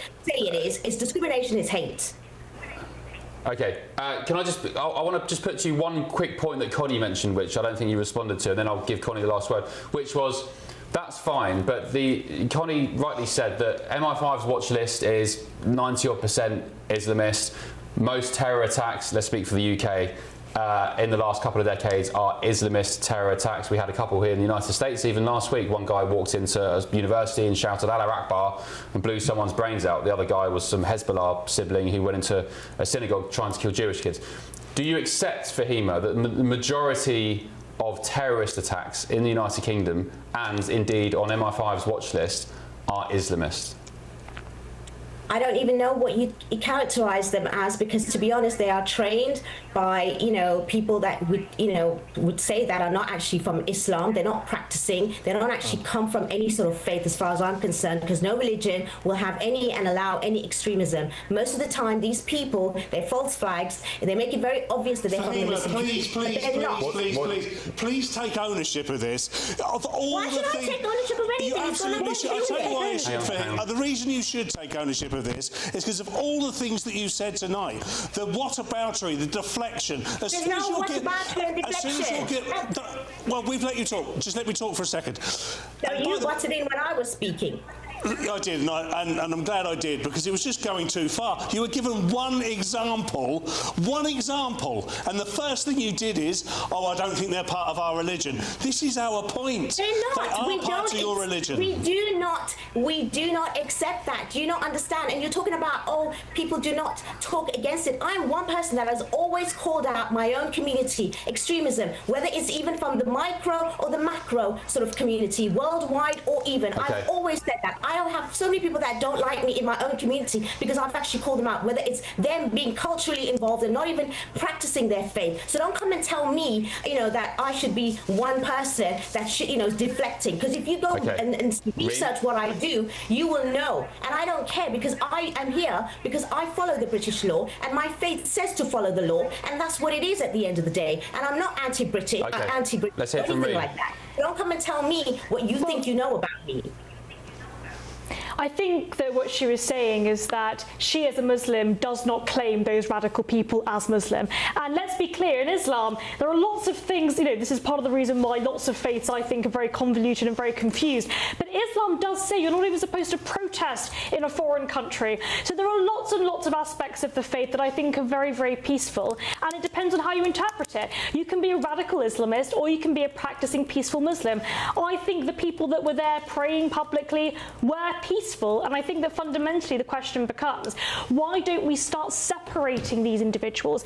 If you are a radical Muslim, if you are somebody that is intent on killing people, you do not deserve to be in Britain and you do not deserve to be called a Muslim. OK, Connie, last word to you, and then we'll knock it on the head.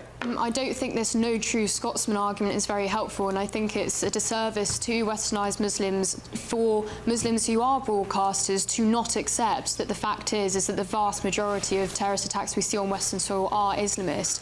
It's very important to recognise that in order to separate out westernised Muslims from I'm just responding to Fahima, from terrorists who do things like that in the name of Islam, whether you claim them or not. I mean, Fahima was talking about how it's only Muslims who are targeted. It's Islam that's the biggest threat to us. So in order to be able to talk about it, it seems that we're not going to be able to talk about it without being accused of targeting Muslims. Being a Muslim is to follow the faith of Islam, and we have to accept that although there are a minority of Muslims in this country, some are very interested in political domination, and I would argue that the ones who organise that iftar event in Trafalgar Square are because of their connections to Islamists. So we need to accept that, and it doesn't mean we're lumping everyone in together. It means recognising that they are the ones dominating the conversation. And until we have and allow Western Muslims to say that, and people who are broadcasting to say that, then Muslims are not going to be able to live and coexist with others, because there is going to be that fear amongst the British public, and we cannot blame them for having that fear. There is no fear. Thank you, everybody. Anyway, no one's stopping you from speaking, and everyone is speaking. That's the issue. That's what you're trying to say. We're not allowed, but you're doing it. But it's just that you're hearing the other side of it. That we are also allowed to say that what you're saying is inflammatory. We are also here on a regulated program. There's no such thing as free speech, to be honest. That's not absolute anywhere. Even in America, there is always guidelines. There's always ways. Okay, even the U.S. president is even now capping on, so much so free speech over there. He doesn't even have certain broadcasters even saying certain things against him. That's another conversation. And that is all nonsense as well. OK, guys, thank you very much for a seasoned and hearty debate. Appreciate it. Thank you, Connie, Reem, Tanya, Paul, Fahima as well. Thank you very much. gbnews.com/your say. Let us know your thoughts. I see your say has been going wild. I'll try and get stuck into those comments in just a tick. For now, though, let's have a little breather, maybe get a coffee. Let's get your weather, and I'll be back in just a tick with this extraordinary footage of Justin Timberlake and his DUI arrest from a few years ago. See you in a sec. Expect warm spells with the odd rude interruption. Box Boiler sponsors the weather on GB News. Hello there, good morning. Welcome to your latest GB News weather forecast. A bit of a north-south split with the weather today. After a chilly start, we'll see cloud and rain pushing in across the north as we move through. Into the afternoon, outbreaks of heavy rain developing. But this morning, some fog and frost. First thing, a chilly start, increasing amounts of cloud across the north of the UK as we move through the day. Outbreaks of rain for Northern Ireland and Scotland. Into the afternoon, the rain turning heavy across northern Scotland. Some snow over the mountains here. Best of the sunshine holding on across parts of England and Wales, particularly the southeast, where temperatures will reach around 15 or 16 degrees, with light winds feeling fairly pleasant. Outbreaks of rain pushing eastwards across the north of the UK into the evening time. The rain heavy at times, particularly over the high ground, a little bit of mountain snow. The wind's picking up this evening as well. Gales around the coast, quite blustery and a cold feel. Cloudy skies across Northern Ireland, southern Scotland, northern England. Some drizzle in the wind, and then largely cloudy skies for Wales too. Some clear spells holding on to end the day across southeast England. Temperatures around 13 or 14 degrees.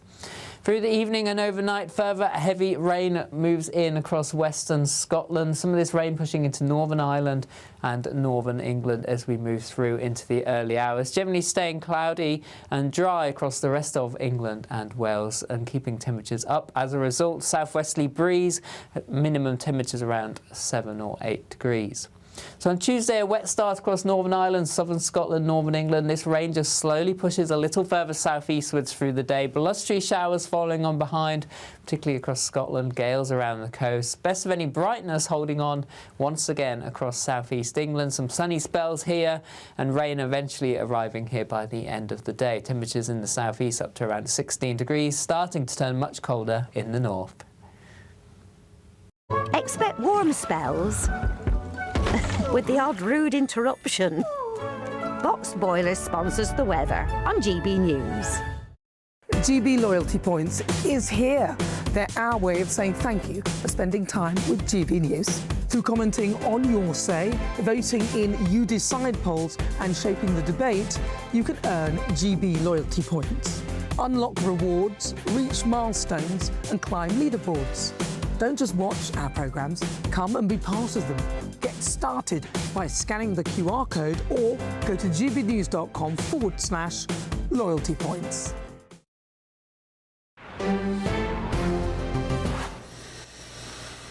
Some breaking news in the GB newsroom in the past couple of minutes. President Donald Trump has just posted on Truth Social. He says, quote, "I don't think we should make any deal with the crazy country-destroying radical left Democrats unless and until they vote with Republicans to pass the Save America Act. It is far more important than anything else we are doing in the Senate. And that includes giving these same terrible people, the Dems, a $5 billion cut in ICE funding, a deal which, even when disguised as something else, is unacceptable to me and the American people unless it includes their approval of voter ID, citizenship to vote, no mail-in voting, all paper ballots, no men in women's sports, and no transgender mutilation of our precious children. Put it all together. And also, let Leader Toon clearly identify those few Republicans that are voting against America. They will never be elected again. In other words, lump everything together as one and vote. Kill the filibuster and stay in DC for Easter if necessary. Make America great again, President Trump." With me now is Tanya and Reem. Tanya, just explain what this Save, for our British viewers who won't have a bloody clue what that was. What is the Save America Act? So the Save America Act is essentially you need to provide proof of citizenship in order to vote. So we don't currently have that, and that's a big battle that President Trump is starting to fight with the Republican Party. So he wants voter ID. He's basically saying if you want to vote in elections in the United States from here on, we need this piece of legislation passed, which also includes other bits and bobs about transgender stuff with kids, mail-in ballots. Mail-in ballots is actually a big one, isn't it? Because President Trump thinks, what, elections are rigged with mail-in ballots? I wish we had this in the UK. My God. I mean, I do think that we can never really know how enormous fraud is. But, you know, we're talking about sectarianism in the last debate. Sectarian voting is absolutely enormous in the UK. The amount of families that bring together their votes and say, actually, all together, you're going to vote together, and you end up getting mass votes for the Green Party. And that's not good for anyone, is it, Ben? No. This goes back to the 2020 election when he lost to former President Joe Biden. And so this is a big part of that fight as well. It's a continuation of it. So what's happening with in Congress on the ground logistically? President Trump is calling on Republicans and Democrats to get on board and pass this piece of legislation? Yes, and the Democrats right now are hard no on it. There's no chance that they're moving or trying to have any sort of discussions with And the problem here is Democratic voters are far less likely to have physical forms of ID. And the idea is this is a form of gerrymandering. I don't think it really is, but that's the point. Republicans are far more likely to carry physical ID. I have just got my American Real ID, and I feel as though it is very, very easy to do. I did it within the space of, I think, 4 weeks. As soon as I got here, I got it, and it's very easy to do. And you won't be able to fly without it soon. Exactly. I will now be able, from May, I'll be able to fly with it. So look, as an American, you're able to get it very, very easily. I got one within 4 weeks of being here, and I'm not even a citizen. You can get proof that you do live. But why do you need this? Well, you need that to be able, if you want to be able to travel without your passport domestically. Oh. Yeah, you should get one. I'll just take my passport. I don't Well, you can take both. Now I've got more forms of ID, and also to get into bars. And this is kind of a continuation of President Trump's attack on the Democratic Party. He said earlier today, he tweeted that now with the death of Iran, the Democrats are the biggest threat to the greatest enemy America has is the radical left. And so this is a new push that he's putting on the Democrat Party. Okay, interesting. So is there any chance this will pass? As of now, no. No. What does Trump need to do to get the Dems to pass it? I don't think that they're going. I don't think they're going to get behind the voting. Well, it sounds as though, at least from the post by Trump, that there is a deal here about $5 billion, was it, being cut from ICE, or was it 5 million? A certain amount of money being cut from DHS, from ICE, and that being part of the deal. So Trump is clearly doing his part of the deal. He's negotiating with the Dems and attempting to do so. It depends on whether or not they care about, like, do the Democrats value cutting funding to ICE more, or do they care about protecting Democrat voters from being able to turn up at the polls more? That's basically the debate here. All right, let's move on to the situation in Iran. Joining me down the line is Senate candidate in Massachusetts and US Marine veteran John Deaton. John, good afternoon. Good evening, rather. Thanks for your company on the Late Show Live. Just tell us, please, with Iran, yesterday President Trump posted on Truth Social that Iran had 48 hours to open fully the Strait of Hormuz, or the US would obliterate its power plants. How are we getting on with the opening of the Strait of Hormuz? And more pertinently, what does obliterating power plants look like on the world stage? That, to me, sounds catastrophic globally. And I think that's a fair representation for you to take from it, Ben. Listen, and thank you for having me. And right now, the 48 hours is up at 7:44 p.m. Eastern Time tomorrow. President Trump said he will obliterate their power plants, which would basically be their power plants, their oil infrastructure. And Iran has said that if that happens, that they're going to start blowing up regional power plants in Saudi Arabia, Qatar, the UAE, and cause a massive blackout. But Iran's also said that they're going to attack water plants, critical water that millions and millions and millions of people are dependent on. And if all that happens, you're looking at basically global energy being changed forever, because Iran said the Strait of Hormuz will be closed permanently until their infrastructure, if blown up, is restored. And since it'll take a decade at least to restore it, you're looking at 20 to 30% of the world's oil being shut off, oil and natural gas. And so this is something that is an escalation to the highest degree. This sounds like, and maybe feels like, if that would happen, it feels like one of those once-in-a-generation events like COVID or something like that, where I don't think things would ever get back to the way they were before. Is this why, do you think, John, that I'm hearing in DC today that President Trump is possibly mooting the idea of a ceasefire next week, peace talks? Well, at the same time, there's these backdoor events trying to get peace talks to go on and to be fruitful. And so we don't know how much of this is bluffing or not bluffing. You've got people like Senator Lindsey Graham recommending to President Trump to take Karg Island and actually deploy the Marines, which of course would, put boots on the ground, and that would change the whole face of this war. And so, how much is this bluffing? I got to tell you, when President Trump says, the clock starts now and we're going to obliterate you, that is a red line. And President Trump isn't known to like say, okay, here's the red line, and then they cross it, and then he says, okay, here's another red line. He criticized President Obama for doing that. And so the next, 12 to 24 hours are going to be critical, not just for the United States, not just for Iran, but the entire world. John, thank you so much. Really appreciate you having me on the show. You're great. Please come back again next time the time arises. That's John Deaton, Senate candidate in Massachusetts and US Marine veteran. Thank you for your service, by the way, John. Appreciate you. Right, thank you, Ben. Let's move on. I know this is actually, first of all, we're thrilled to announce that GB News Breakfast has once again been nominated for Best News Programme at the Trick Awards. We won the award last year, of course. I was there, got a little bit boozy. Actually, we've won it for the past 3 years, and we couldn't have done it without you guys, our loyal listeners, our loyal viewers, our great audience who have been with us for many, many years and hopefully more years to come. But listen, we need you to vote for us if you think we should win it again this year. Vote for GB News Breakfast. You can vote now by scanning the QR code on your screen or by going to poll-trick.org.uk. That's poll-trick.org.uk. If you don't know how to use the QR code, and I know many people don't, including my dear mum, get your camera out on your mobile phone, open up the camera app, and take a picture, as if you're about to take a picture of that QR code on your telly, and it should come up with a little yellow link or somewhere on the screen. You click the link and then you can go on there and vote. Please do it if you've got 2 minutes. I'm sure Ellie, Eamon, Steve and Anne and everybody else who covers on Breakfast would really appreciate it. And fingers crossed we can make it 4 on the bounce at the Trick Awards for best show, best daytime show, GB News Breakfast. Right, let's move on. Maybe one of my most exciting stories for me, stories of the night. Police body cam footage showing Justin Timberlake's drink driving arrest in New York has finally been released. Take a look. So the reason for the stop is because you keep veering off to the left, and then you're not stopping at the stop signs. Yeah, sorry about that. What are you visiting? Yeah, I'm on tour. What are you doing? I'm on a world tour. A what? A world tour. Doing what? Hard to explain. The world tour. I'm Justin Timberlake. What's your name?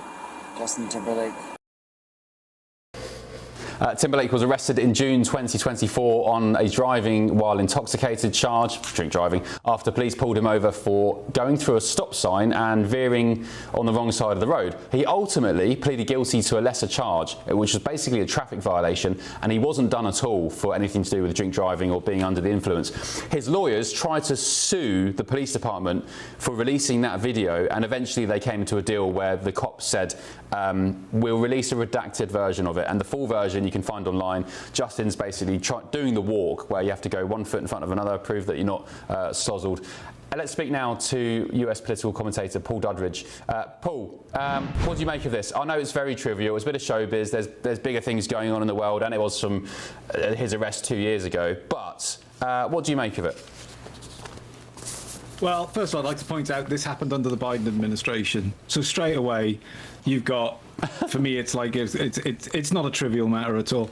But no, I've got a feeling that they tried blocking the release of this video because actually Justin Timberlake, for somebody drunk, is like, at least he's humble and embarrassed if you watch the whole video. It's like not his greatest day and he kind of goes along with it.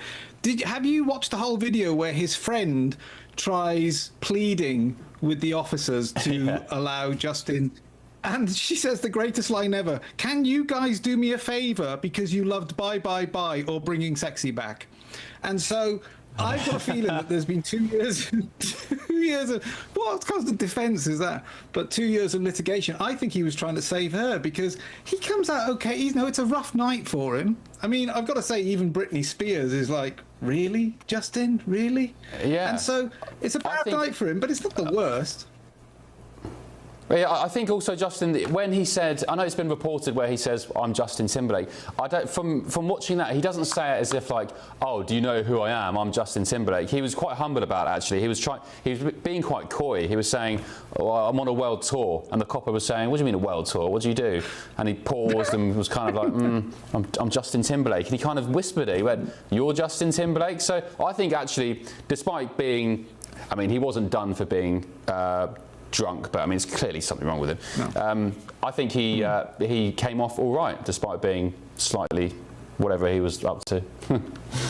And we have seen celebrity videos where they say, "Do you know who I am?" You know, so I mean, yeah, I don't think this is. I'm sure the lawyers were making sure they minimised any reputational damage, but I don't think there's been any reputational damage to him at all. You know, it's you know, as he says, he was in the middle of a world tour, obviously celebrating, and went a bit too far. What was interesting is he said he only had a martini, but then if you look at the martini that he had, it's about like 4 units of alcohol. It's like a double drink every single time. So even if you had a couple of those, it's like 8 units of alcohol. Yeah, even a normal martini would sink me, Paul. I'm an absolute lightweight. I rarely drink, and give me a martini now, and I wouldn't be able to do the 3rd hour of this show. Paul, thanks very much, mate. Appreciate it. Paul Dudridge I think you're on the West Coast, Paul. Thank you very much. Tanya, did you mention drink driving is a big problem in the US? Yes, it's definitely a big issue here in the United States, and especially we see a lot of drunk driving incidents with celebrities as well. And so for this exact moment where he doesn't say, "I'm Justin Timberlake," a lot of celebrities do get out of tickets and traffic violations just by name dropping themselves. So the fact that he didn't.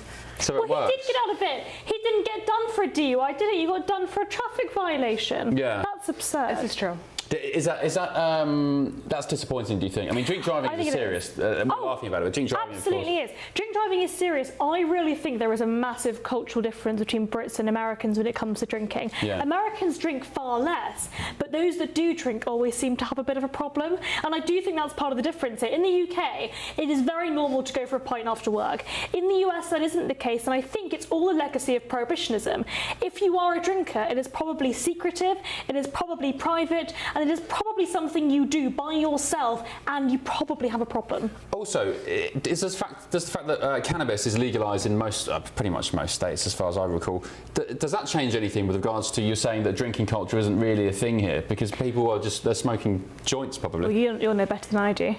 I mean, people are smoking joints, but I also think that drinking, I mean, from what I can tell, from how I grew up, I do think that drinking is a big issue here in the States, and especially drinking and driving, people are very reckless with it, and they think that they are fine and they can go out, and then once you start swerving and there's a police officer behind you. So I'm currently studying for my Virginia DMV driving test, and one of the questions they ask you is, what counts as having a high blood alcohol level that is above the level? And that's actually one of the questions. I think it's 0.8. If it's not, then I'm definitely going to fail. Just Paul Cox, are you still down the line? I guess the answer is, as they do in Scotland, I think, Paul, which is... Sorry, Paul. Yeah, it's Paul, sorry. I saw Paul Dudridge on the altar queue in front of me, and I thought, who am I speaking to, Paul Cox or Paul Dudridge? Anyway, I've been drinking, obviously. In Scotland, I think it's zero. It's zero tolerance, no leeway. Is that right? Scotland is, I think. They do like a drink up there, Ben. I don't want to cast any stereotypes at this point, but I believe it is zero up there. Yes. Yeah. What do you make of Justin being pinched and the footage being released? Do you care? Am I shallow for enjoying it? I like the way he conducted himself. At no point was he Mr. Billy Big Biscuits, which was nice to see, and. I don't know if it is necessary to release it. He wasn't actually charged and convicted with a DUI. So why do we need to see it?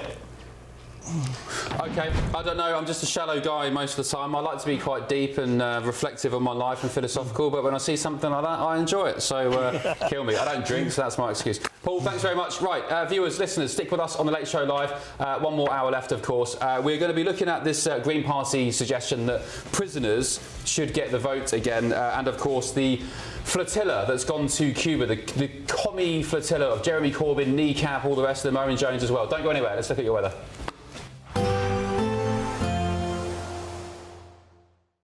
Today, clouds overhead, total zen within.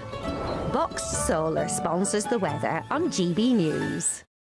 Hello there, good morning. Welcome to your latest GB News weather forecast. A bit of a north-south split with the weather today. After a chilly start, we'll see cloud and rain pushing in across the north as we move through. Into the afternoon, outbreaks of heavy rain developing. But this morning, some fog and frost. First thing, a chilly start, increasing amounts of cloud across the north of the UK as we move through the day. Outbreaks of rain for Northern Ireland and Scotland. Into the afternoon, the rain turning heavy across northern Scotland. Some snow over the the mountains here. Best of the sunshine holding on across parts of England and Wales, particularly the southeast, where temperatures will reach around 15 or 16 degrees, with light winds feeling fairly pleasant. Outbreaks of rain pushing eastwards across the north of the UK into the evening time. The rain heavy at times, particularly over the high ground, a little bit of mountain snow. The wind's picking up this evening as well. Gales around the coast, quite blustery and a cold feel. Cloudy skies across Northern Ireland, southern Scotland, northern England. Some drizzle in the wind, and then largely cloudy skies for Wales too. Some clear spells holding on to end the day across southeast England. Temperatures around 13 or 14 degrees. Through the evening and overnight, further heavy rain moves in across western Scotland. Some of this rain pushing into Northern Ireland and northern England as we move through into the early hours. Generally staying cloudy and dry across the rest of England and Wales, and keeping temperatures up as a result. Southwesterly breeze, minimum temperatures around 7 or 8 degrees. So on Tuesday, a wet start across Northern Ireland, southern Scotland, northern England. This rain just slowly pushes a little further southeastwards through the day. Blustery showers following on behind, particularly across Scotland, gales around the coast. Best of any brightness holding on once again across southeast England. Some sunny spells here and rain eventually arriving here by the end of the day. Temperatures in the southeast up to around 16 degrees, starting to turn much colder in the north. Today, clouds overhead. Total zen within. Boxed Solar sponsors the weather on GB News. Britain deserves a newsroom that puts the facts and your voice first. Well, and that's what you get on GB News. Lively debates, lively conversation. And we're not afraid to hold power to account. And each other. So join me, Andrew Pearce. And me, Miriam Gates, for Britain's Newsroom, weekdays from 9:30 on GB News. Exciting news. Every Friday, my Patrick Christie's Tonight Show is going to have a twist to it. We're welcoming some special guests. You. That's right, on Fridays I'm going to be doing my show in front of a live studio audience, because this show is about you and what you have to say. It's going to be the same big debates, same big topics, same big opinions, but every Friday night at 9 p.m. you are invited to come on down to Patrick Christie's Tonight to be a part of the action. Only on GB News, the People's Channel, Britain's news channel. From the school run to the home run, watch a new show for all of Britain. He can say whatever he wants. A straight talking show where all voices are heard. And, you know, when are we going to stop talking about smashing the gangs and actually do it? With the stories that matter from every part of our country. There's a bit of a crash landing there for your Chancellor. Bold, fearless and standing up for you. That's me, Martin Daubney, 3 p.m. till 6 p.m, weekdays, here only on GB News. The People's Channel, Britain's news channel. From court mornings to warm family brunches, from football to tennis, in the car, in the kitchen. GB News Breakfast is there with the stories you need and the conversations that matter. Anyway, let's talk business. Well, it has been a historic night in British politics. It's astonishing, isn't it? We're here again to start your day just right. GB News Breakfast. Every morning from 6 a.m. Only on GB News. Britain's news channel. Westminster's full of talk, but out here, it's the real world. Am I allowed to talk now? No, that's it. This is where it matters, real people and real lives. That's what politics is all about. In fact, has Trump made a good start? No. Straight answers, no spin, and just a couple of pints. How many fingers have I ever got up? About 10. So join me for Lee Anderson's Real World every Friday at 7 p.m, only on GB News. The People's Channel, Britain's news channel. Westminster, the ultimate clique. And you're fighting like rats in a sack. But here on the Camilla Tominey Show, we ask the questions the establishment media is too scared to ask. OK, let me ask you a straight question, because I know you're a straight-talking politician. Whether it's net zero, illegal immigration or law and order, nothing is off limits. You had the power then. Yeah, as I And say, now you've lost it. That's the Camilla Tominey Show, a politics show that's fearless. No, let me finish my question if you don't mind, because it is my show. Sundays at 9:30, only on GB News, the People's Channel, Britain's news channel.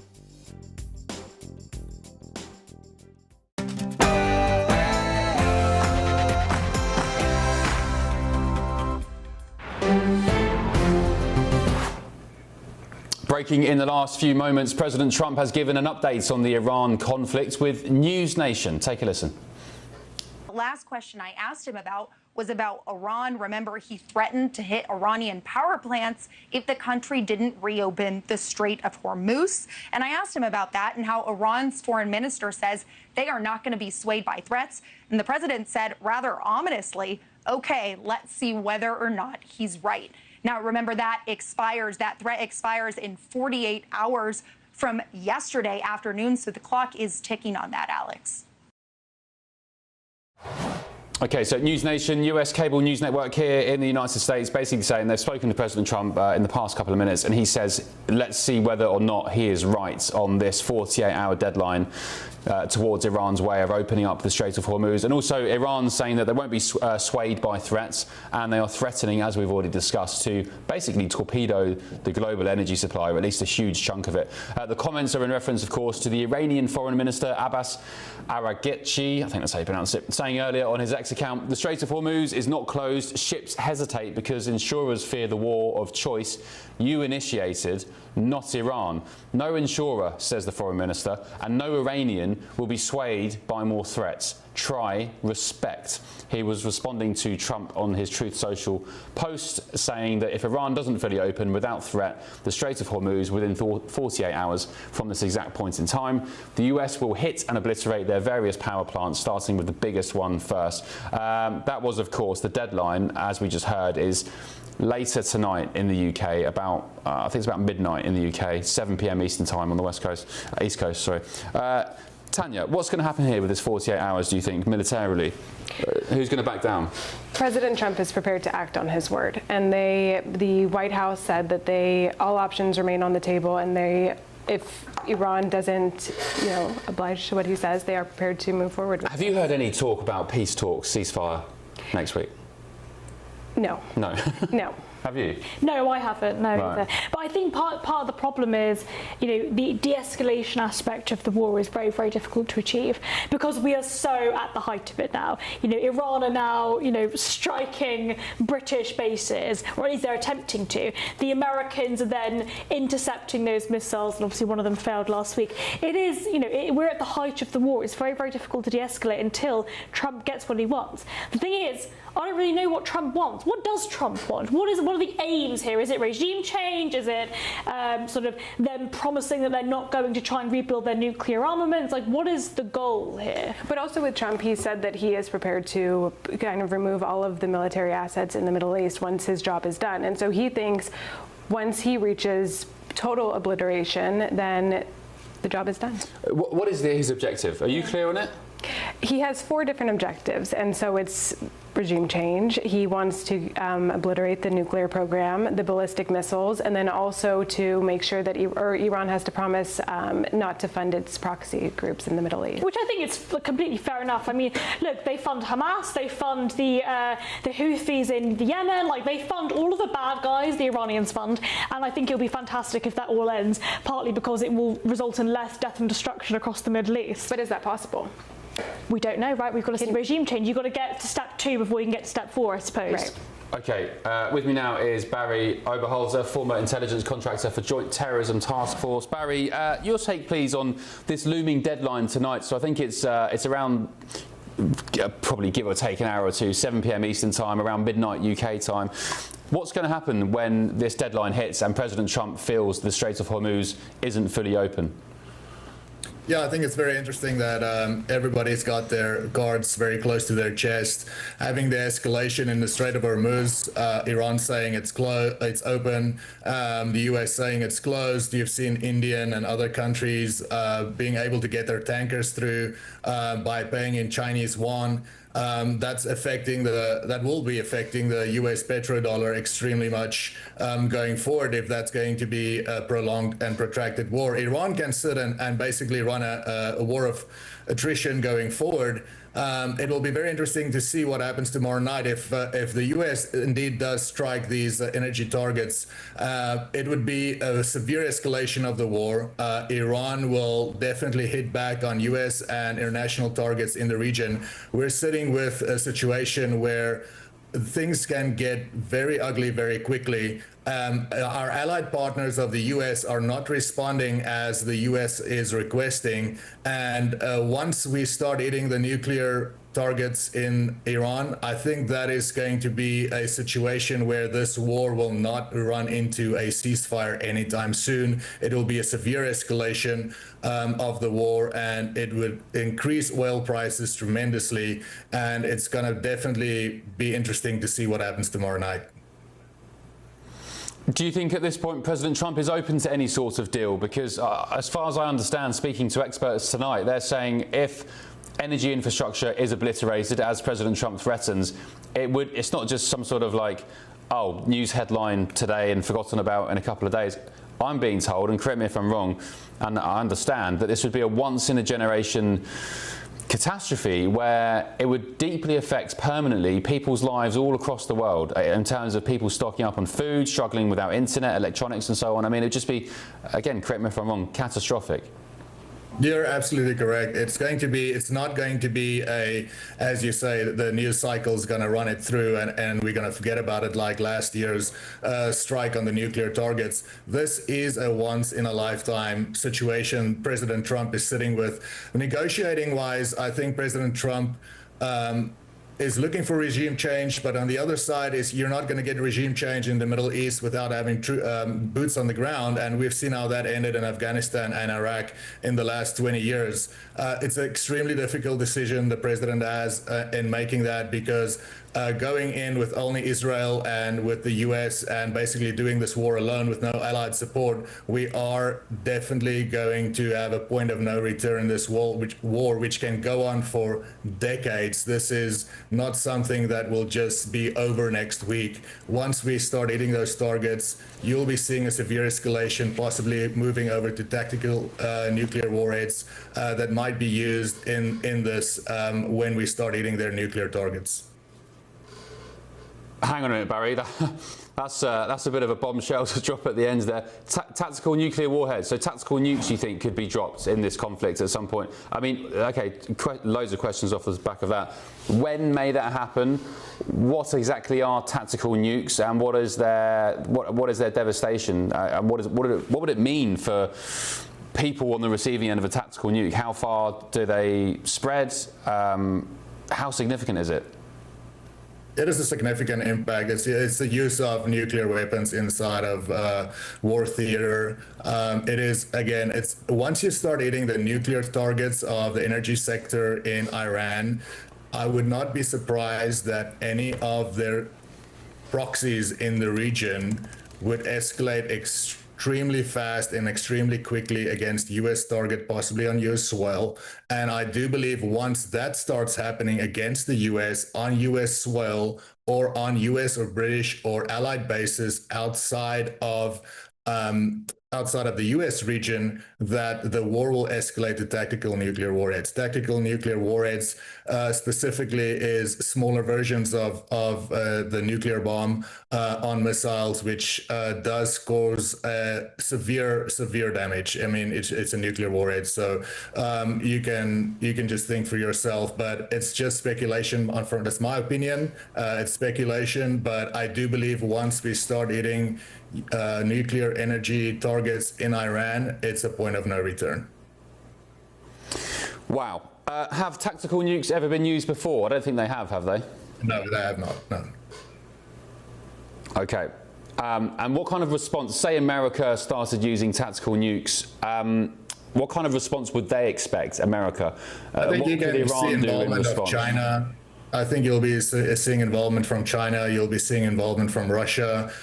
You'll be seeing a severe involvement of Iran's allies in the region, as well as their.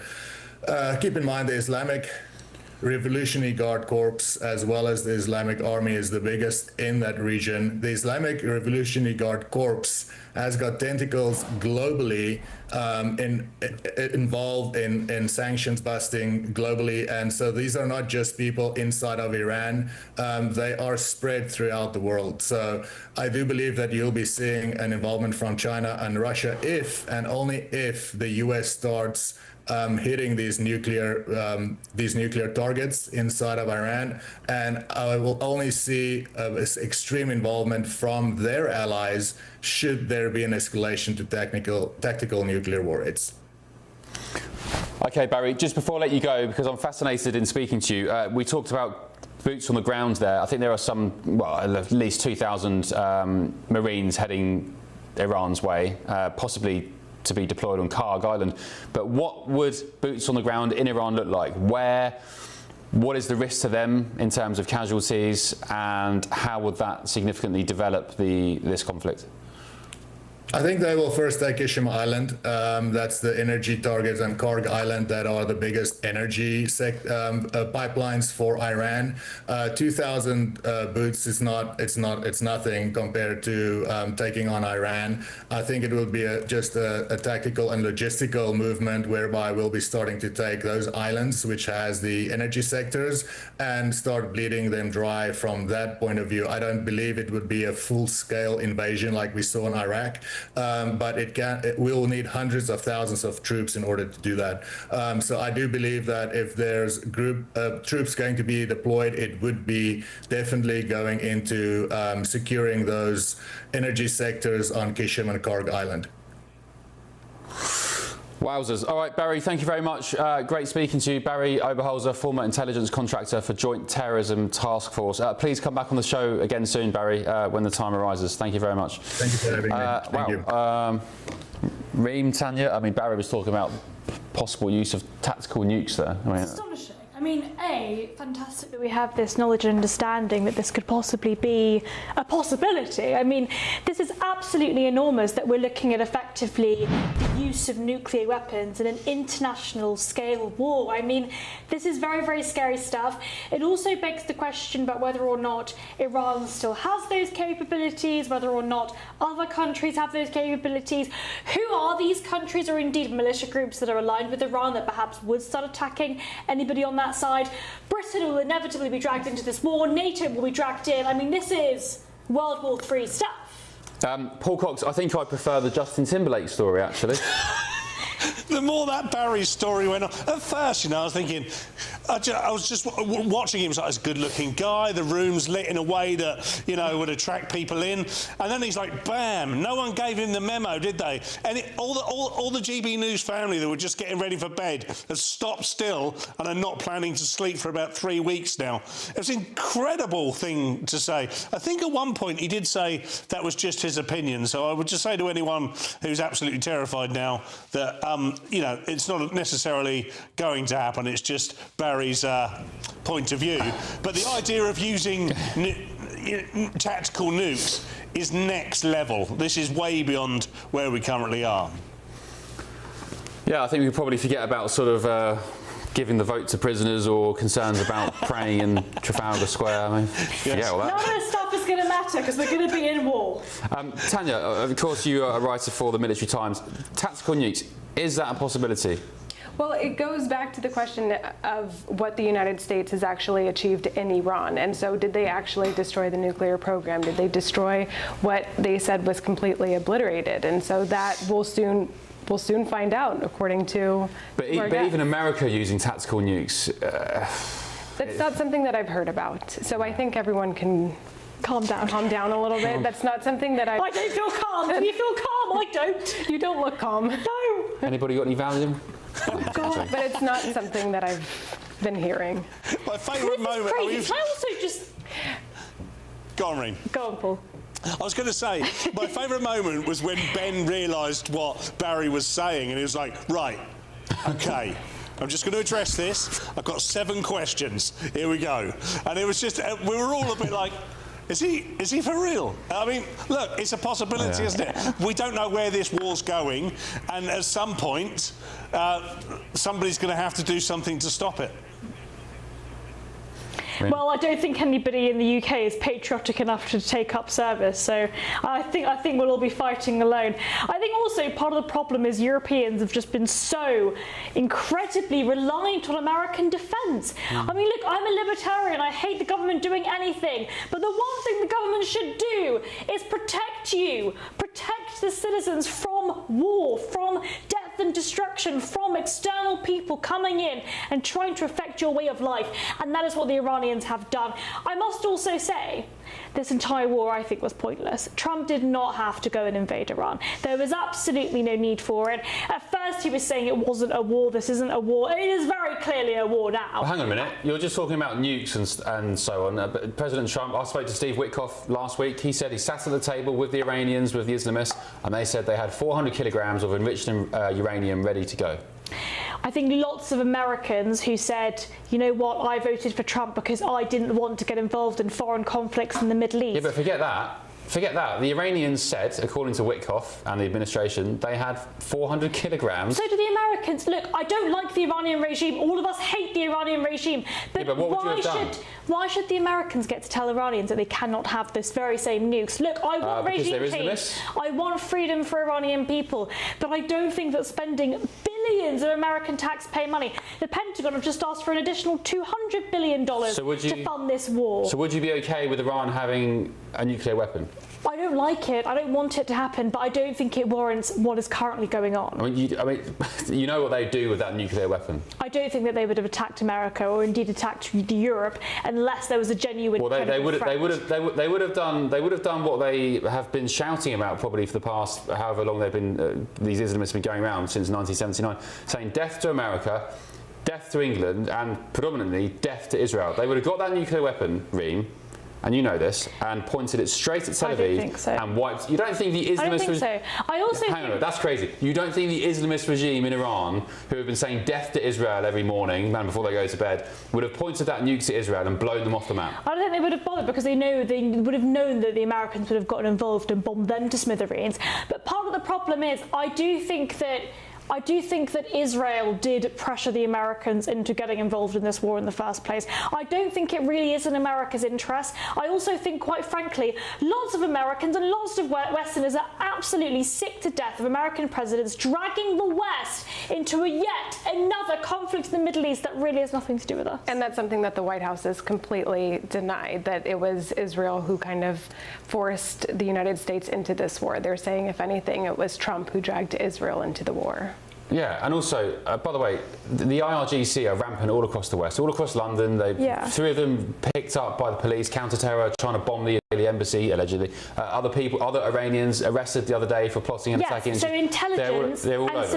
Look, I don't think the British are capable of it, but my God, intelligence and subversive use of that force is a much better way of bringing down the regime. I don't think that this very costly war is going to achieve those goals. Paul, do you think if Iran got hold of a nuclear weapon, they would have fired it towards Israel? Yes.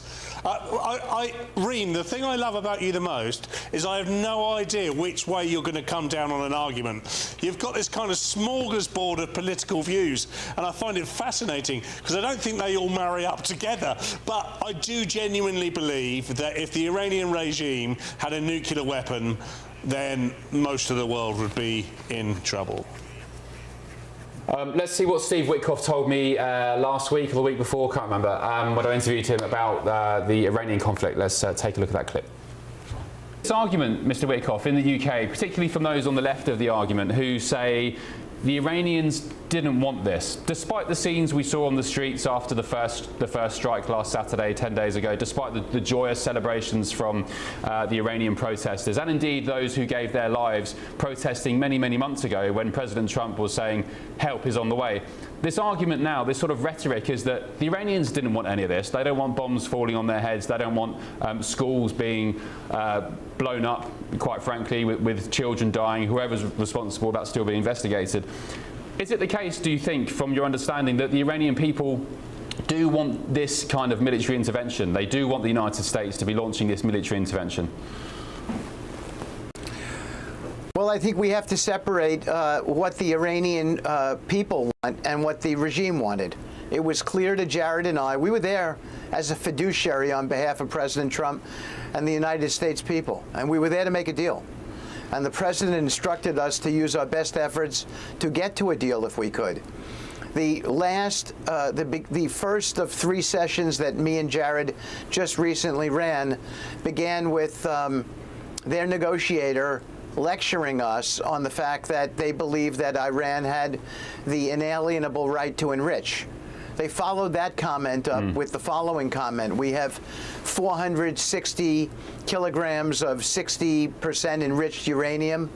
We're a week and a half away, or a week away even, from weapons grade 90%, and that's 11 bombs. And you ought to take that seriously. That was their statement to us. And then finally, their other statement to us, and there's many other data points that I could cite, was they're not going to allow us diplomatically to take what we couldn't win militarily. Now, we did plenty. We destroyed their 3 enrichment and conversion facilities, conversion being a very important part of the enrichment process. Those 3 facilities existed at Natanz, Esfahan, and Fordo. We did that, but they make their own centrifuges there, Ben, and they were able to reconstitute a little bit since Midnight Hammer. It shows you how clever they are and what their mission statement is.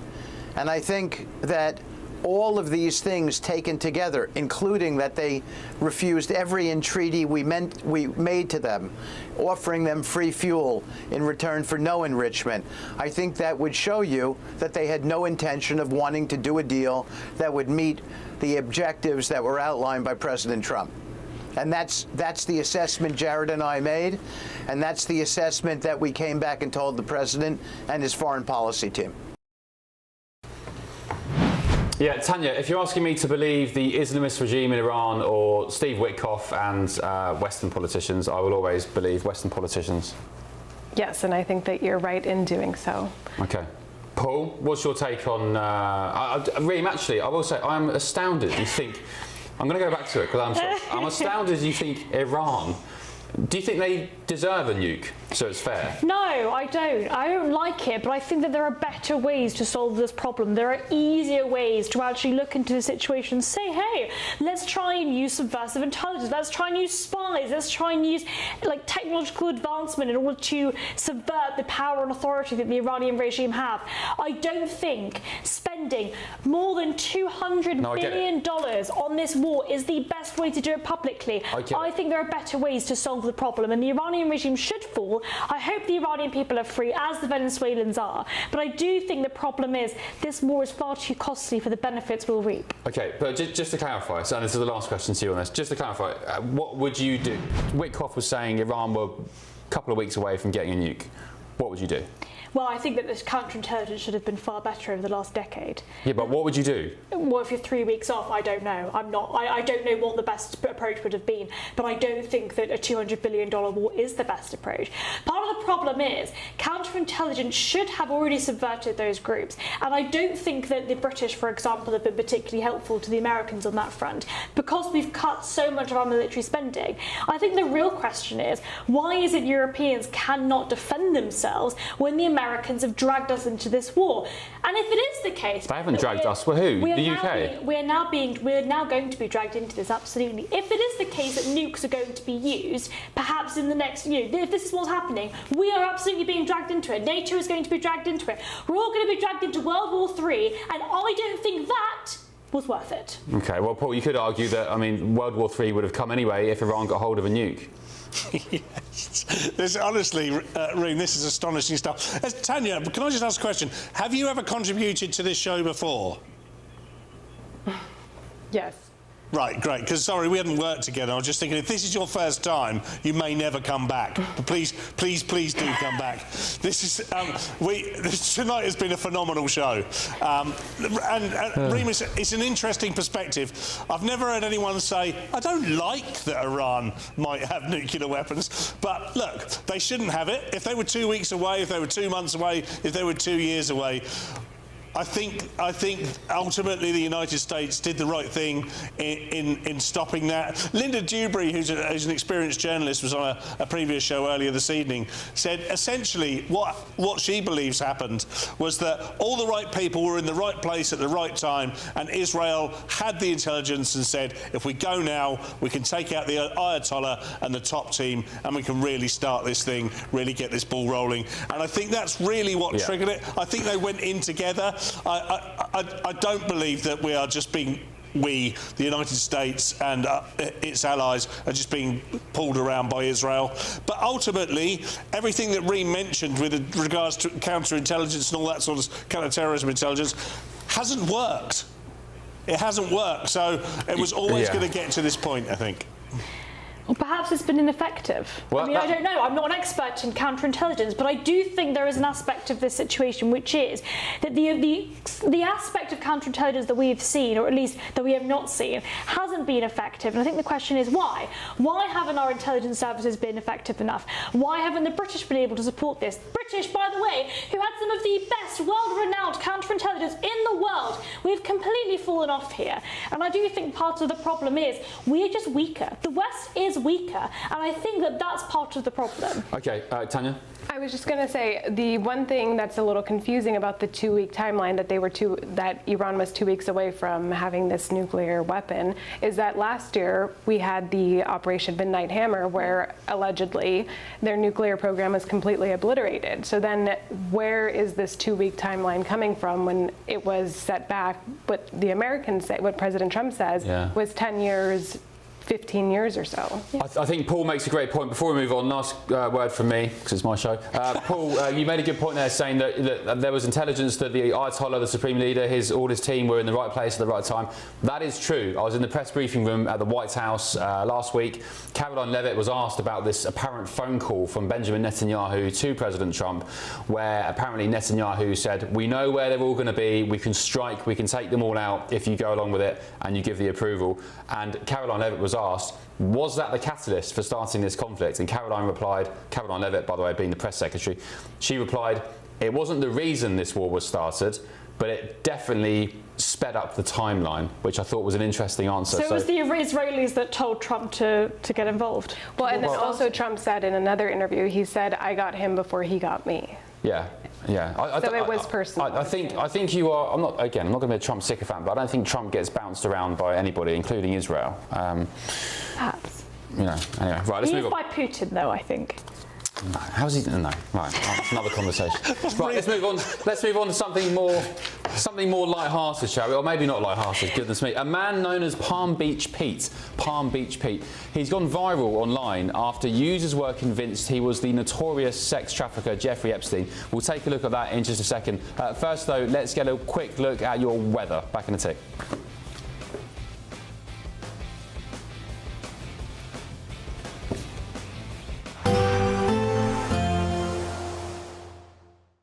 Expect warm spells with the odd rude interruption. Boxed Boilers sponsors the weather on GB News. Hello there, good morning. Welcome to your latest GB News weather forecast. A bit of a north-south split with the weather today. After a chilly start, we'll see cloud and rain pushing in across the north as we move through. Into the afternoon, outbreaks of heavy rain developing. But this morning, some fog and frost. First thing, a chilly start, increasing amounts of cloud across the north of the UK as we move through the day. Outbreaks of rain for Northern Ireland and Scotland.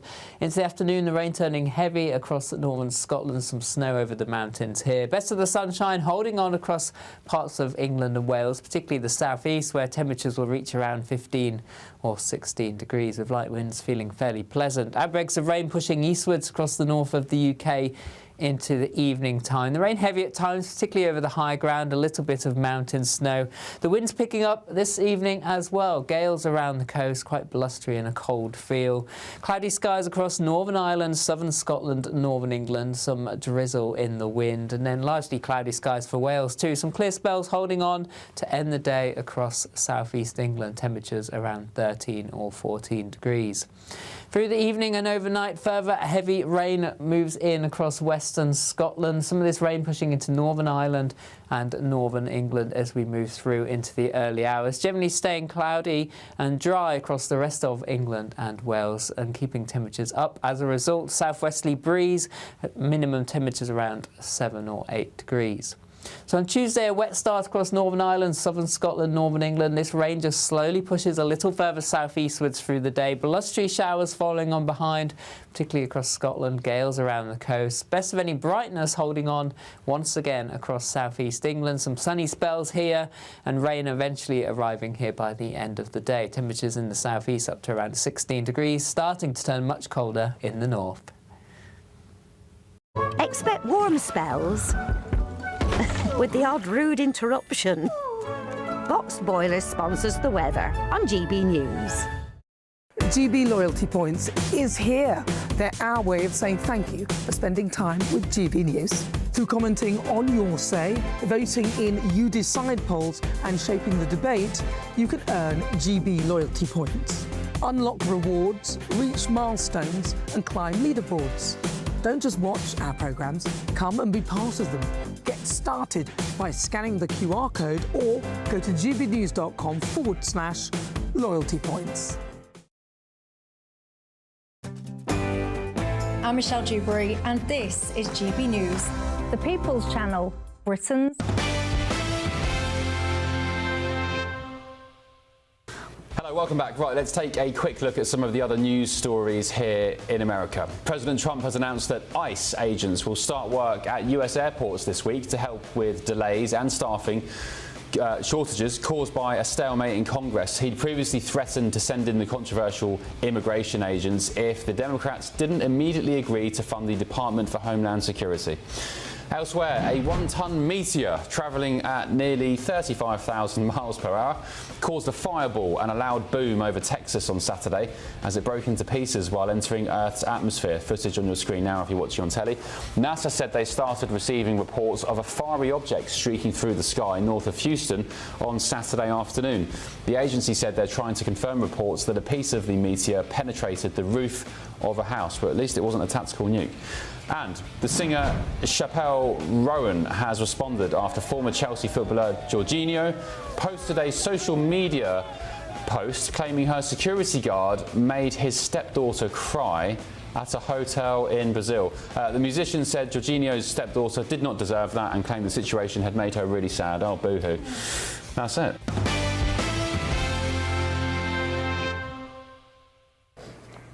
Right, so come on, mate. You earn 250 grand a week as a footballer, and your daughter's crying about whatever. Right, let's move on. A man known as Palm Beach Pete has gone viral online after users were convinced he was the notorious sex trafficker Jeffrey Epstein. So this guy, Palm Beach Pete, he was filmed while driving along the I-95 in Florida. Wow. After someone was obviously convinced they'd just seen the infamous and dead paedophile. In the days since, Pete has received hundreds of notifications revealing the viral sensation he'd become. He's now released a statement confirming that he is not, in fact, Jeffrey Epstein, putting all the rumours to bed. Have we got a clip of Pete? There was a clip, I think, of Pete talking about the situation. That does look like Epstein, Ring. He looks so much like him, it's literally a spitting image. That's insane. Someone said he's ready for Hollywood. Oh my god. That's good. That's oh my god, if they do a movie or like a series, he should definitely be the actor. He's been through enough, poor guy. This guy, Pete, Palm Beach Pete, he took to social media. He recorded a video basically saying, look guys, I've seen what's going on. It's not me, I'm not Jeffrey, my name's Pete, Palm Beach Pete. Poor guy. I mean, if there's somebody that you didn't want to look like, it's Jeffrey Epstein. And it doesn't help with the conspiracy theories either. No, you always get this sort of, is Elvis still alive? Is Michael Jackson still alive? I think Michael Jackson's still alive. Oh, don't be silly. First of all, you think Iran should have nukes. Now you think Michael Jackson's there. No, I mean, look, Epstein could be alive. I mean, maybe it was all a spook. Maybe the government killed him. Maybe he was a spy for Israel. Who knows? I think you've been smoking too much of that DC wacky-backy. Right. As we told you last night, Jeremy Corbyn had arrived in Cuba as part of an international aid flotilla known as Our America Convoy. Corbyn is there with the Northern Irish rappers, Kneecap, to protest Trump's fuel blockade, which has led to major protests and power shortages. Kneecap posted this video on social media a bit earlier. The caption says, streets of Havana right now, full blackout across the entire island. Hospitals, nursing homes, people's lives, all in total darkness for US imperialism. What a bunch of clowns. Tanya, just explain what's going on in Cuba. There's a blockade because Trump has imposed sanctions, right? Yes. On them getting oil from Venezuela? Correct. And now he's saying that he is going to be able to either take Cuba or overthrow the government or do something as he did in Venezuela with Maduro. Kneecap was so close until that last sentence. Like, obviously what is going on in Cuba is absolutely horrendous, and I feel very sorry for the Cuban people. But my God, this is not the impact or consequence of imperialism. This is the consequence of socialism. Socialism is an evil ideology that literally takes freedom from people, starves millions, has literally killed millions of people. It results in mass starvation. It results in people not having the freedom to live their lives as they wish. And there is a reason. There is a very good reason why Cubans have fled to America, where it is free, where we have capitalism. And I think that part of the problem is these absolute lefty idiots that go over there, they stay in their 5-star hotel in Cuba. Well, they don't have to deal with these problems. Let's look at that 5-star hotel. Talking of socialists, they are champagne socialists. This is Jeremy Corbyn, the 5-star hotel where Corbyn and his mates were staying. Owen Jones is there as well. Kneecap, the misfits from Northern Ireland. The only 5-star hotel in Havana is the only building with power. So these champagne socialists, these commies, they go to Cuba, they complain about US imperialism, about all the blackouts. Well, the blackouts don't apply to them because they're staying in a pretty decent 5-star hotel. This makes me so angry. I mean, the part of the reason why is, yes, they are champagne socialists. Yes, a lot of these people are absolute idiots. A lot of these people are very clever, and they are very aware of the fact that socialism creates this. Socialism creates scarcity. It creates poverty. The only way out of poverty is markets. It's people being able to create value through businesses, through voluntary exchange. Yeah. These people are absolute hypocrites, and I really think this is ridiculous that we see these videos and we see them in there. Those people should be. I'm not going to speak. I'm so angry. I hate them. What's your take, Tanya, on these communists going to Cuba and blaming US imperialism? Well, I think we've been hearing about that for many years, and so. But I mean, we're just focusing on the military and what Trump may be doing. What do you think will happen with Cuba militarily? I think that Trump, as of now, he doesn't have any assets in the region, but I do think that once he thinks that the situation in Iran has been sorted out, he will move those assets back to. Oh, that's interesting. So everything is focused on Iran, of course. There's nothing, I mean, just to sound ignorant on this matter, there's nothing spare going where they could position in Cuba. They have a few. If they really wanted to launch an attack on Cuba, they would have the capabilities to do so. But as of now, the major warships and whatnot, they've all been relocated to the Middle East and expended in the Middle East as well. The U.S. has been going through a lot of their ammunitions, and so it'll be very interesting to see how. I dread to think what Trump's critics would say if they launched also some sort of intervention on Cuba now. Well, let's get the thoughts of Andres Martinez-Fernandez, the Senior Policy Analyst for Latin America at the Heritage Foundation. Andres, great to see you again on The Late Show Live. What do you make, first of all, of all those sort of, that we call them champagne socialists in the UK, socialism, but only when it suits, going to Cuba and blaming US imperialism for all Cuba's woes? Well, it's been a long-term blight on Cuba and the Cuban people that the elites, usually far-left elites of Europe, Canada, and other parts of the world, have really felt free rein to travel to Cuba and enjoy what is basically a isolated area, which even the Cuban people aren't allowed to. It's a perverted version of the reality of the Cuban people, and what they're seeing and trying to highlight with these blackouts is really what they would have seen at any point other than, including now, but any point over the past several decades. Which is the dramatic poverty and lack of functional economy or society in Cuba. And that's not the fault of Donald Trump. That's the fault of a communist regime which has sucked dry the offerings that Venezuela and previously the Soviet Union had been giving it to sustain a really failed model. So the idea that these people are now, what is essentially poverty tourism, which is a longstanding issue, that they're now doing this and adding a political aspect to these visits is nothing new, and it's in no way reflective of the reality of what life is like in Cuba, which is certainly dramatically horrendous, but certainly not reflective of what the origins of that crisis is, which falls squarely on the communist regime. Yeah, and I'll have to say, just to be frank, what a bunch of clowns going to Cuba and highlighting and realising what a state it's in because of communism, and then at the same time blaming the United States for communism ruining Cuba, and then calling for communism in the West back home in the UK. An absolute clown show of a congregation. Jeremy Corbyn, Kneecap, this scruffy little band from Northern Ireland. In fact, Kneecap, those silly mugs who were, they ended up in court, Andre. I'll tell you this now, they ended up in court in the UK because they flew a Hezbollah flag at a concert. They were eventually allowed to walk free from court for some reason, I don't know why, but that's the kind of people we're dealing with. Kneecap played a concert in Havana last night. Let's take a quick look at this concert.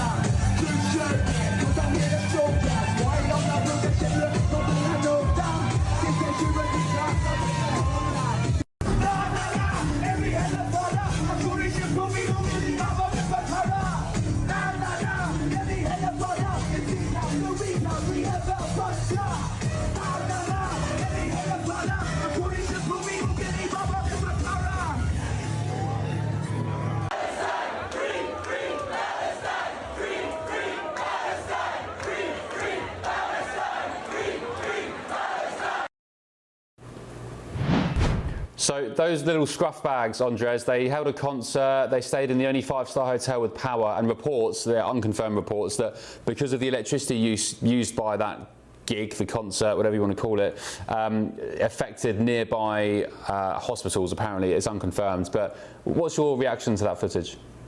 Yeah, well, that wouldn't surprise me at all. This is kind of the modus operandi of the Cuban regime to drain what resources the island has that could go to the people, and use those for these kinds of shows and lavish opportunities that really, I mean, if you were to go through this crowd, I'm sure you would identify all of the elites and their children and their allies of the Cuban regime placed in this concert, and as well as being placed in and around these hotels to greet and highlight a perverted version of the reality of what Cuba has been for the past several decades. But it does highlight, I think, how you're really the separation of what the Cuban people, the real Cuban people on the island, experience versus what the elites of the communist regime and their international allies experience, which for them is concerts and these visual tools to aid propaganda. But on the other end of the island, it's been poverty and terrible suffering as we have these blackouts for decades. But as you note here, both for the concert and for these hotels, the lights are on. No power outage to be noted. Yeah, well said. Andres, thank you very much. Andres Martinez-Fernandez, Senior Policy Analyst for Latin America at the Heritage Foundation. Thank you very much. Paul Cox, just your reaction to that footage. Joe on Your Say has said Nigel Farage goes to Chagos to try and help save our vitally important sovereign territory. Jeremy Corbyn and Kneecap go to Cuba, which has nothing to do with us whatsoever. Paul.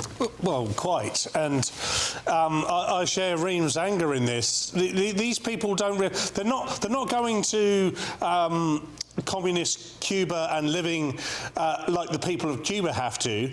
They're going there as very privileged Western men. And by the way, Owen Jones, Corbyn, Burgon's there. I think Kneecap. I mean, let them stay another week. That place will be capitalist by the end of the month, because there'll be Amazons popping up. All the kids will have night trainers. Honestly, what drives me absolutely bonkers is that these people would have us live this way. They're not connected to reality. They're not connected to reality. It's a shame we don't have, like, the freak shows anymore, because you could just put them all in the circus, we could all look at them once a year, and then that would be it. Unfortunately, some of these people have got quite a bit of power. The fact that Jeremy Corbyn was leader of the Labour Party, my question is, who's paying for this trip? Which, which there'll be a rich financier, Soros, I don't know what's going on here, and I think part of the problem is these people are absolute hypocrites. They're looking at Cuba. Cuba is a beautiful country. It has absolutely gorgeous landscape, fantastic people, great cigars, and yet it has been decimated into poverty by socialism. Socialism is an evil ideology. Socialism takes freedom away from people. It means that individual people aren't able to practice their economic freedom freely, and the government will line their own pockets. Socialism should not be anywhere near government. It is an ideology for evil people, and quite frankly, the people that are celebrating this ideology are absolute hypocrites. They don't want to live in this because they're living in a five-star hotel with lighting, with the electricity, with the energy that has probably been produced by fossil fuels. They are against this stuff, and yet they could never live without it. Capitalism liberates everyone, and quite frankly, these people should be taught a lesson. Oh, that's how? Well, I explained to them the evils of socialism. I just did. The flotilla, Tanya, apparently is delivering humanitarian aid to Cuba. It's funded by a mix of grassroots donations from over 700 contributors, apparently. Just Tanya, where are you from in the US? I'm from Hawaii. Hawaii, okay. Just tell, if you could, tell people, Brits back home, about the Cubans in, say, Florida and their view of their old country and what they think of communism.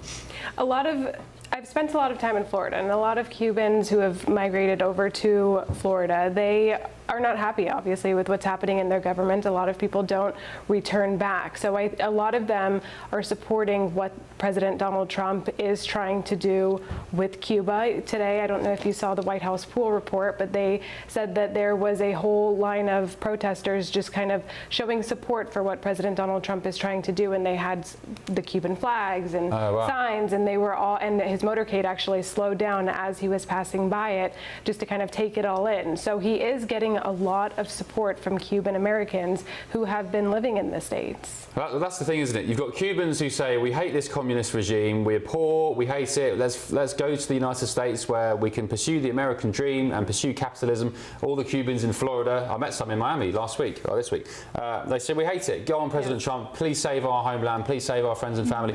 And then you have mugs like Corbyn and Kneecap and Owen Jones going over there, and, as our previous guest says, Andres, poverty tourism. Last word on this, Reem? Yeah, I was just going to say, this is something that has historically happened. There are lots of public intellectuals that are on the left. When this happened in the Soviet Union, after the Second World War, people like George Orwell, who was also a socialist, went to go and visit the Soviet Union. They received this open welcome arms, they receive a sort of rose-tinted version of what socialism is, and they come back to it. These people are seeing socialism for what it is, and they are still defending it, and I think that is rather astonishing. Rob, on your say, hello Rob, you've said, I'm starting a new band, it's called Armpit. There we go. Paul, a quick word from you, or should we talk about cigarettes? Well, let's talk about cigarettes. I can just say that I joined your say about half an hour ago. I do at the end of during your show, Ben. I always go on to your say. Normally I hide it in the background, but I've just been talking to a few of the GBN family. So it's lovely to see everyone's still awake. But let's talk about cigarettes, Ben. I know, I saw your comment saying this is a bonkers show. I think it was a compliment. The Daily Mail is reporting cigarette breaks may soon be a thing of the past, with 9 in 10 staff disapproving of colleagues who sneak off for a crafty fag. A survey of 2,000 UK tradesmen and women found 93% felt going for a cigarette during the working day was unacceptable, actually me included. It comes after research revealed 1 million people in the UK quit smoking last year. 9 in 10 respondents also said flirting with co-workers, gossiping and scrolling through social media was out of order. Yeah, why are you shocked, Reem? Why, as me, someone who doesn't smoke cigarettes, I maybe vape now and then, but why should you be able to go outside for 10 minutes for a cigarette and I aren't allowed to go outside for 10 minutes to say... Who said you're not allowed? Well, you're not, are you? No, but who said you're not allowed? You're allowed. You're allowed to go for a break. If you want to go and stand out and fresh out for 10 minutes while everybody else smokes, you can. But don't take away the right of smokers to enjoy the only respite. Hang on, you can't do that. I used to work in a call centre as a young lad. You would not be... Smokers were allowed to go out for a quick cigarette. You weren't allowed to just go out for some fresh air because you felt like it, unless you felt ill or something. Well, now you said you partake in a vape. Can you not go outside and partake in a vape for 10 minutes? Well, not during a 3-hour show, I'm not allowed to, no. Paul, what's your take? Yeah, I was going to say, not during the last 2 hours of this show. Can't even squeeze a wee in. But look, I smoked a long time ago. I'm 46 now. Last time I smoked was when I very first started working when I was at college. And that was when you could smoke, I was working in an office, and that was when you could smoke in an office. So you didn't even have to go out. The good old days. The good old... the good old days. This was actually before you were born, Reem. This was 97, 98. But I don't... It's interesting because less and less people smoke now, particularly in the UK. I don't know what it's like in the US. But less and less people smoke now. So it's socially less acceptable to smoke. So the idea of going out for a cigarette does seem a bit strange to a lot of people. I don't really have any particular issue with it if people want to do what they're going to do. But Ben made a very good example when he talks about working in the call centre. And I've seen people have this argument in offices. If they can go out for a cigarette, why can't I just wander outside, stare at the wall for 5 minutes? You know, what's the difference? And I think I've ever been told no. I don't think if you were to ask to go outside for a walk and get some fresh air, I don't know if... You wouldn't be allowed. You don't think so? Tanya's been sparking up cigarettes when she's been out of vision. She's had about 4 on the trot. And it's getting a bit smoky now, I'm only joking. Of course you haven't. Fake news. Right, let's move on very quickly. By the way, Louis Georgiou, Greek I assume, of Essential Workwear, which conducted this poll, said when someone isn't pulling their weight or cuts corners, it impacts the whole team. Professionalism, effort and presentation still matter. So, yeah. Going for a cigarette does not make you unprofessional. This is ridiculous. I think everybody is just so... Dare I say woke? Like, I'm sorry, this is insane. Going for a cigarette is absolutely fine. Also, by the way, if I can just say, flirting with your co-workers.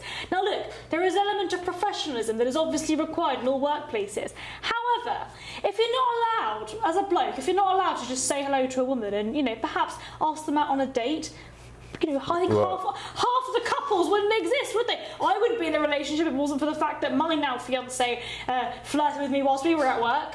Well, you get hauled up in court now if you say hello to a woman. I know. Well, this is the problem with all the Me Too crap, right? Like, this is basically people saying that actually you're not allowed to go and ask somebody out. You're not allowed to say, hey, would you like to go out for a drink? I think it's lovely. And you know what? Men, if you're listening right now and you've got a fancy co-worker that you really think is rather beautiful, go and ask her out on a date.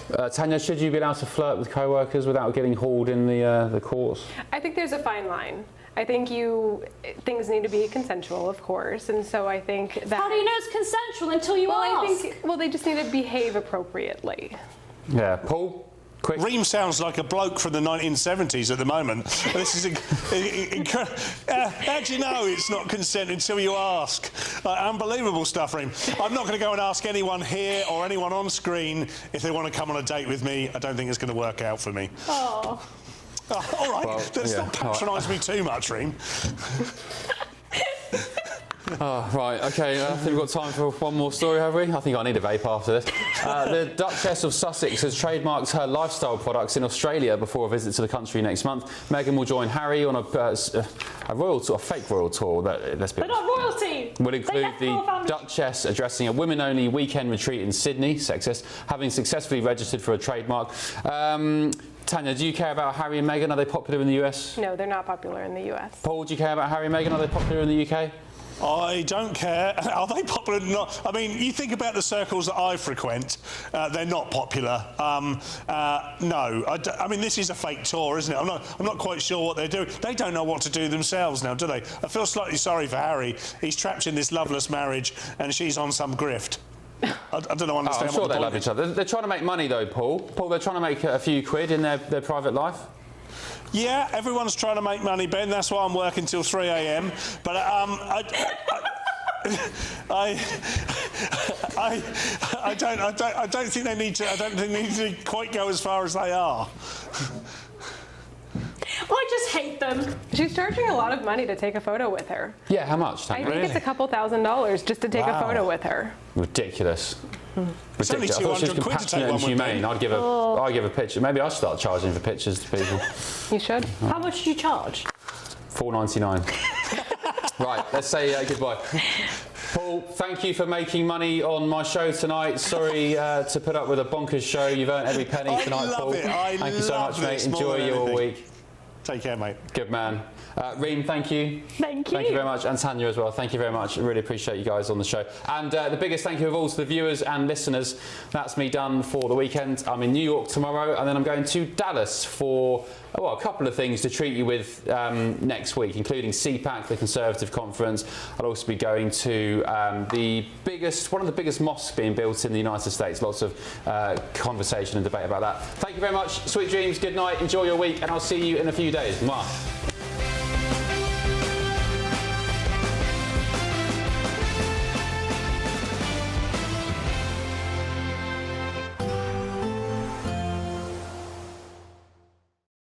Today, clouds overhead, total zen within.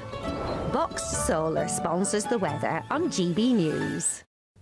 Hello there, good morning. Welcome to your latest GB News weather forecast. A bit of a north-south split with the weather today. After a chilly start, we'll see cloud and rain pushing in across the north as we move through. Into the afternoon, outbreaks of heavy rain developing. But this morning, some fog and frost.